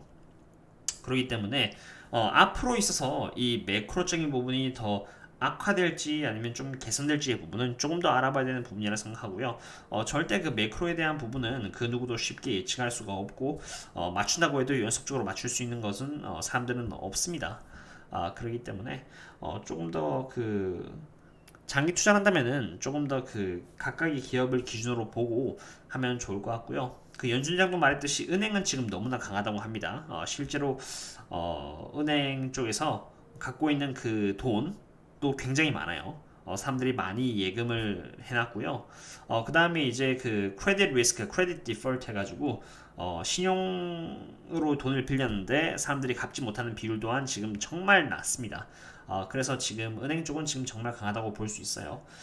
그리고 이제 금리가 올라감에 따라서 은행이 이제 수익을 낼 수 있는 net interest income 또한 높아지겠죠. 왜냐면 그게 이제 금리랑 연관이 되어 있는 부분이거든요. 그래서 지금 일단은 은행은 좀 저평가가 되어 있는 상태이고요. 앞으로 이제 연준이 뭐 0.5%든 0.75%든 올려감에 따라서 이 net interest income, 은행에 있어서 net interest income 일 거예요. net interest income이 올라가면서 아마 실적도 좋아질 것이고 그에 따라서 주가 또한 어느 정도 좋아질 것이라고 생각합니다.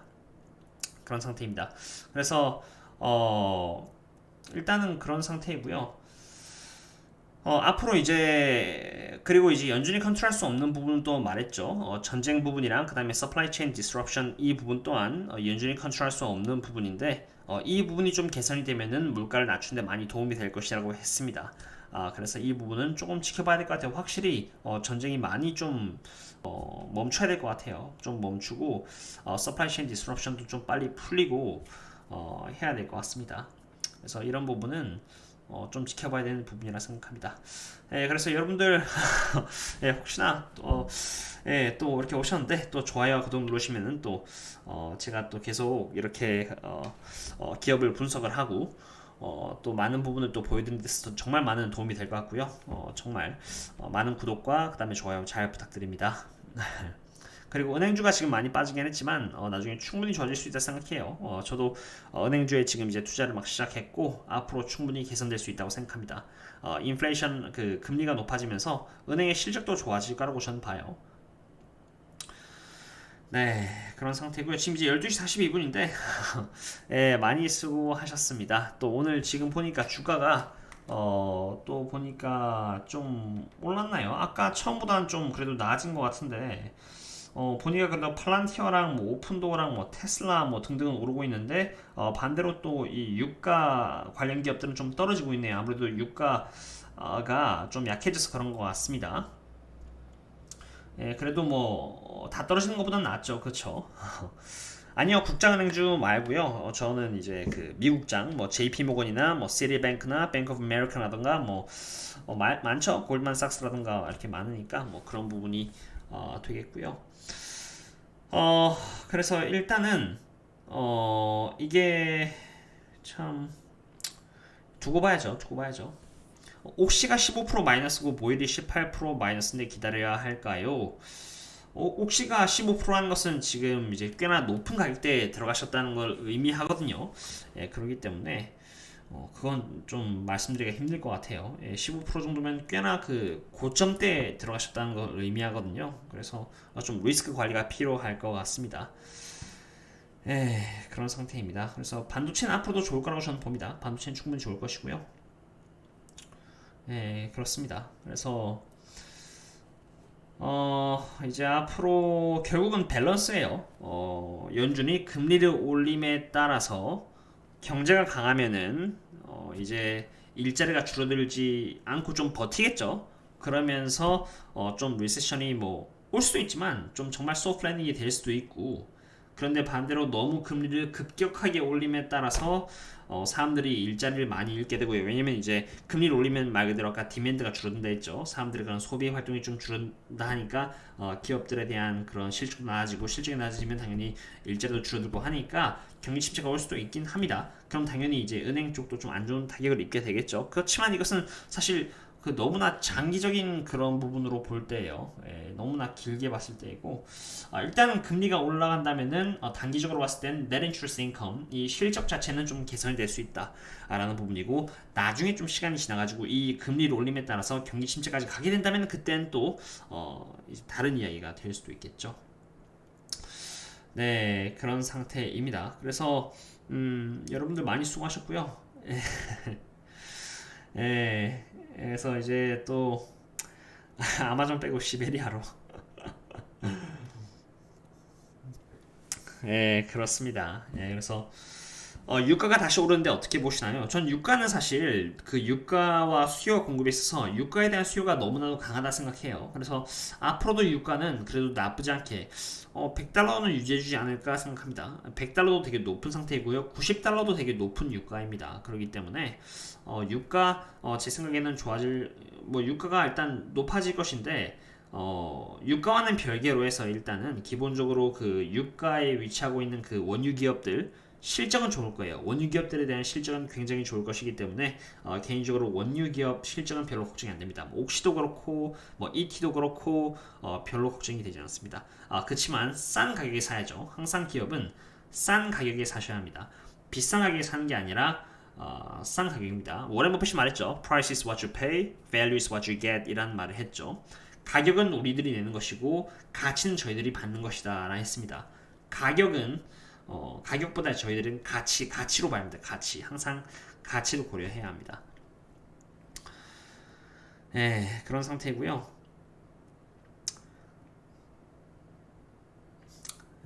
그리고 또 은행은 또 배당도 있죠. 은행은 배당도 있고 하니까 이런 장에서는 특히나 뭐 배당 좀 높은 것도 나쁘지 않죠. 뭐 아이칸 엔터프라이즈라든가 IEP 배당 15% 넘겨주거든요. 그 다음에 ET도 배당 8% 정도 주고, 그 다음에 그 JP 모건은 배당 한 3.5%인가 줄 거예요. 그 다음에 퀄컴은 지금 한 2.89% 정도 줄 것이고, 어쨌든 배당도 나쁘지 않습니다. 이런 상태 때 특히나 이런 불확실성이 많으면 많을수록 배당주 또한 괜찮은 선택이 되지 않을까 생각이 됩니다. 그래서 앞으로 일단 원유 쪽은 강하지 않을까 싶어요. 수요는 계속 세니까요. 수요가 세니까 결국 수요와 공급이 중요한데 원유 쪽에서도 수요는 계속 앞으로도 강하지 않을까 생각이 됩니다. 그래서 많은 또 좋아요와 구독 부탁드립니다. 여러분들 감사합니다. 네, 그런 상태이고요. 참 오래 하네요. 제가 잠깐 퍼즐을 했는데 아직도 하고 있습니다. 그래서 참 오랫동안 이제 허리를 꼿꼿이 세우고 제가 또 이렇게 치다 보니까 허리가 좀 아프기도 한데 이제 또 시간이 많이 지났고 사실 연준 그 제롬 파월 의장이 할 수 있는 말은 거의 다 한 것 같아요. 거의 다 지금 거의 다 할 수 있는 말은 거의 다 한 것 같습니다. 그래서 통역을 이제 멈췄고요. 이제 여기서 중요한 것은 저희가 이제 이해를 하는 것이죠. 디맨드를 낮춘다는 것이 무엇을 의미하는 것이냐라는 것에 대한 이해가 필요하고요. 뭐 테일러 룰이라던가 뭐 여러 개의 텀들이 많이 나왔죠. 8.6%의 CPI, 뭐 Core CPI, Consumer Price Index라던가 뭐 여러 가지 이야기가 많이 나왔습니다. 그래서 참 이제 이런 것들을 하나하나 소화해내는 게 중요하니까요. 물론 뭐 이걸 안다고 해서 뭐 앞으로의 시장을 예측할 수는 없겠지만 적어도 세상이 돌아가는 그런 흐름 정도는 이해할 수 있겠죠. 그래서 지금 확실히 농장 쪽, 농업 쪽이 지금 많이 힘들어하고 있다는 부분도 있고 하니까 그런 상태입니다. 그래서 어쨌든 지금 연준은 8.6%에서 2%까지 금리를 2%까지 줄이려고 하고 있다라는 것을 보시면 될 것 같고요. 부동산의 물가가 이제 14%가 최근에 부동산의 가격이 떨어진 것처럼 연준도 같은 원리를 이용해 가지고 수요를 떨궈서 부동산의 가격을 떨군 것처럼 수요를 떨궈서 그 전체적인 이 물가를 떨어뜨리겠다라는 게 연준의 방향이고 그 다음에 이제 전쟁이 빨리 끝나주고 그 다음에 supply chain disruption 또한 빨리 끝나주면은 더더욱 좋을 것이다 라고 했습니다. 이제 근데 디맨드를 낮추고 서플라이를 올리면 딱 맞겠죠. 근데 서플라이를 올리는 부분은 당연히 이제 미국 자체가 많이 생산을 하고 해야 되는데 이런 부분은 이제 국회에서 할 수 있는 일입니다. 국회에서 할 수 있는 일이기 때문에 국회에서 이제 또 그만큼 또 잘해줘야 되겠죠. 맞습니다. 엉덩이가 베겼습니다.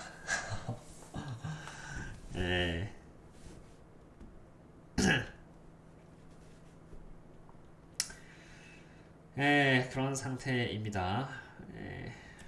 C앱은 중국 기업인데 중국 ETF 맞죠? 근데 참고로 중국은 이제 인플레이션 비율이 한 2.1%밖에 안 돼요. 인플레이션 비율이 2.1%이고 지금 금리를 많이 내리고 있어요.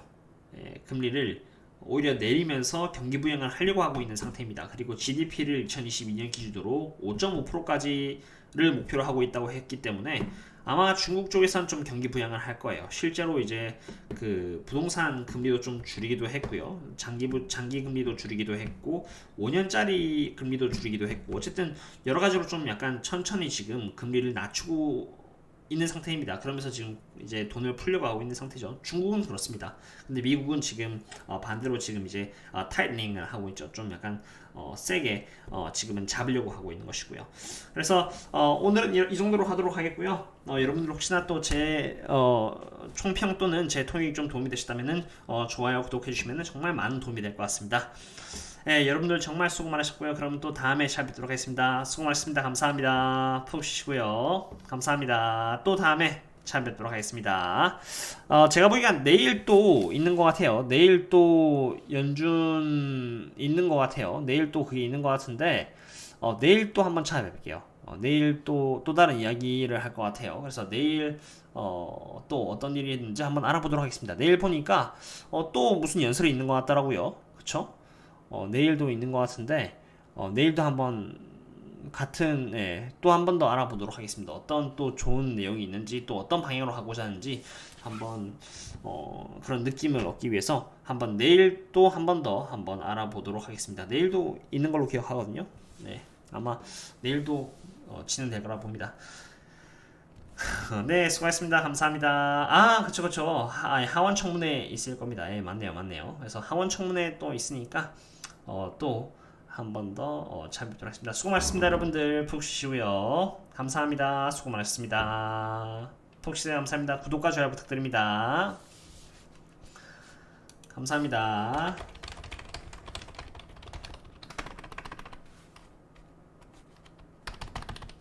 감사합니다, 여러분들. 수고 많으셨습니다. 푹 쉬세요.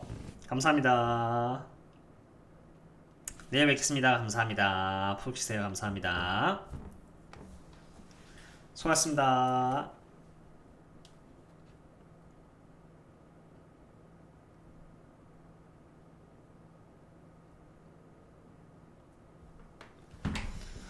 감사합니다. 수고 많으셨습니다.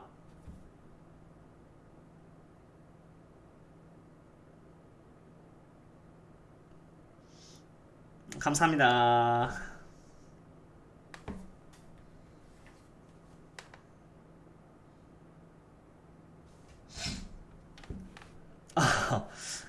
감사합니다. 수고 많으셨습니다. 감사합니다.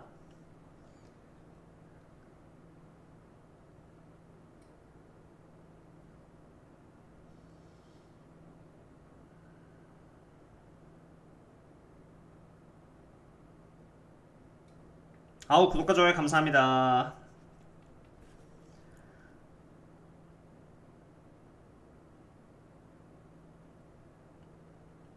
푹 주무세요. 수고하셨습니다. 내일 또 뵙겠습니다. 감사합니다.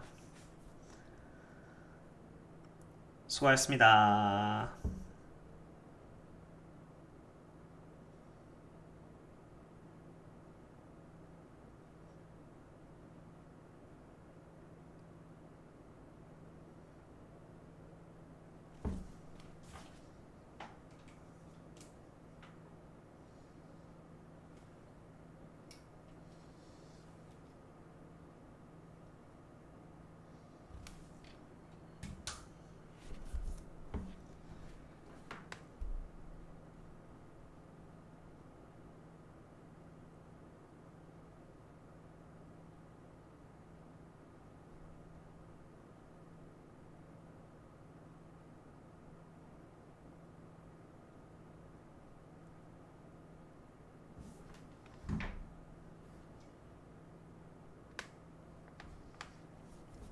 수고하셨습니다. 감사합니다.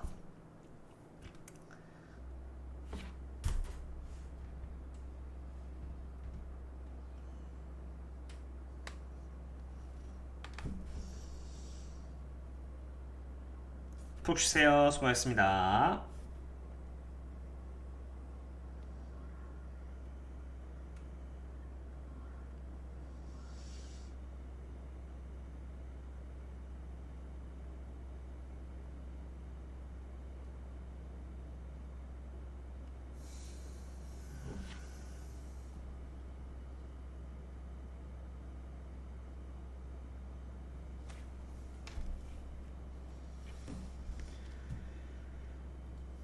푹 쉬세요. 수고하셨습니다. 감사합니다.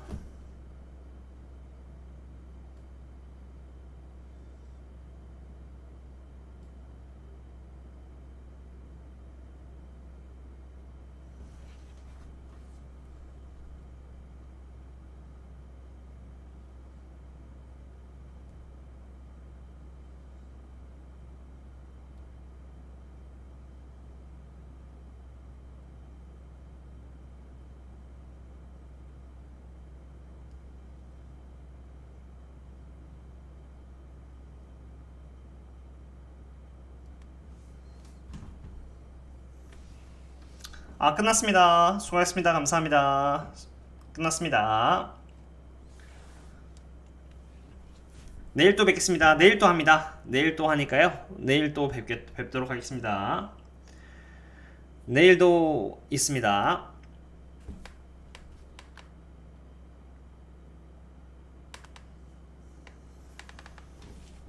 수고 많으셨습니다. 내일 또 찾아뵙도록 하겠습니다. 감사합니다. 내일 또 뵙겠습니다.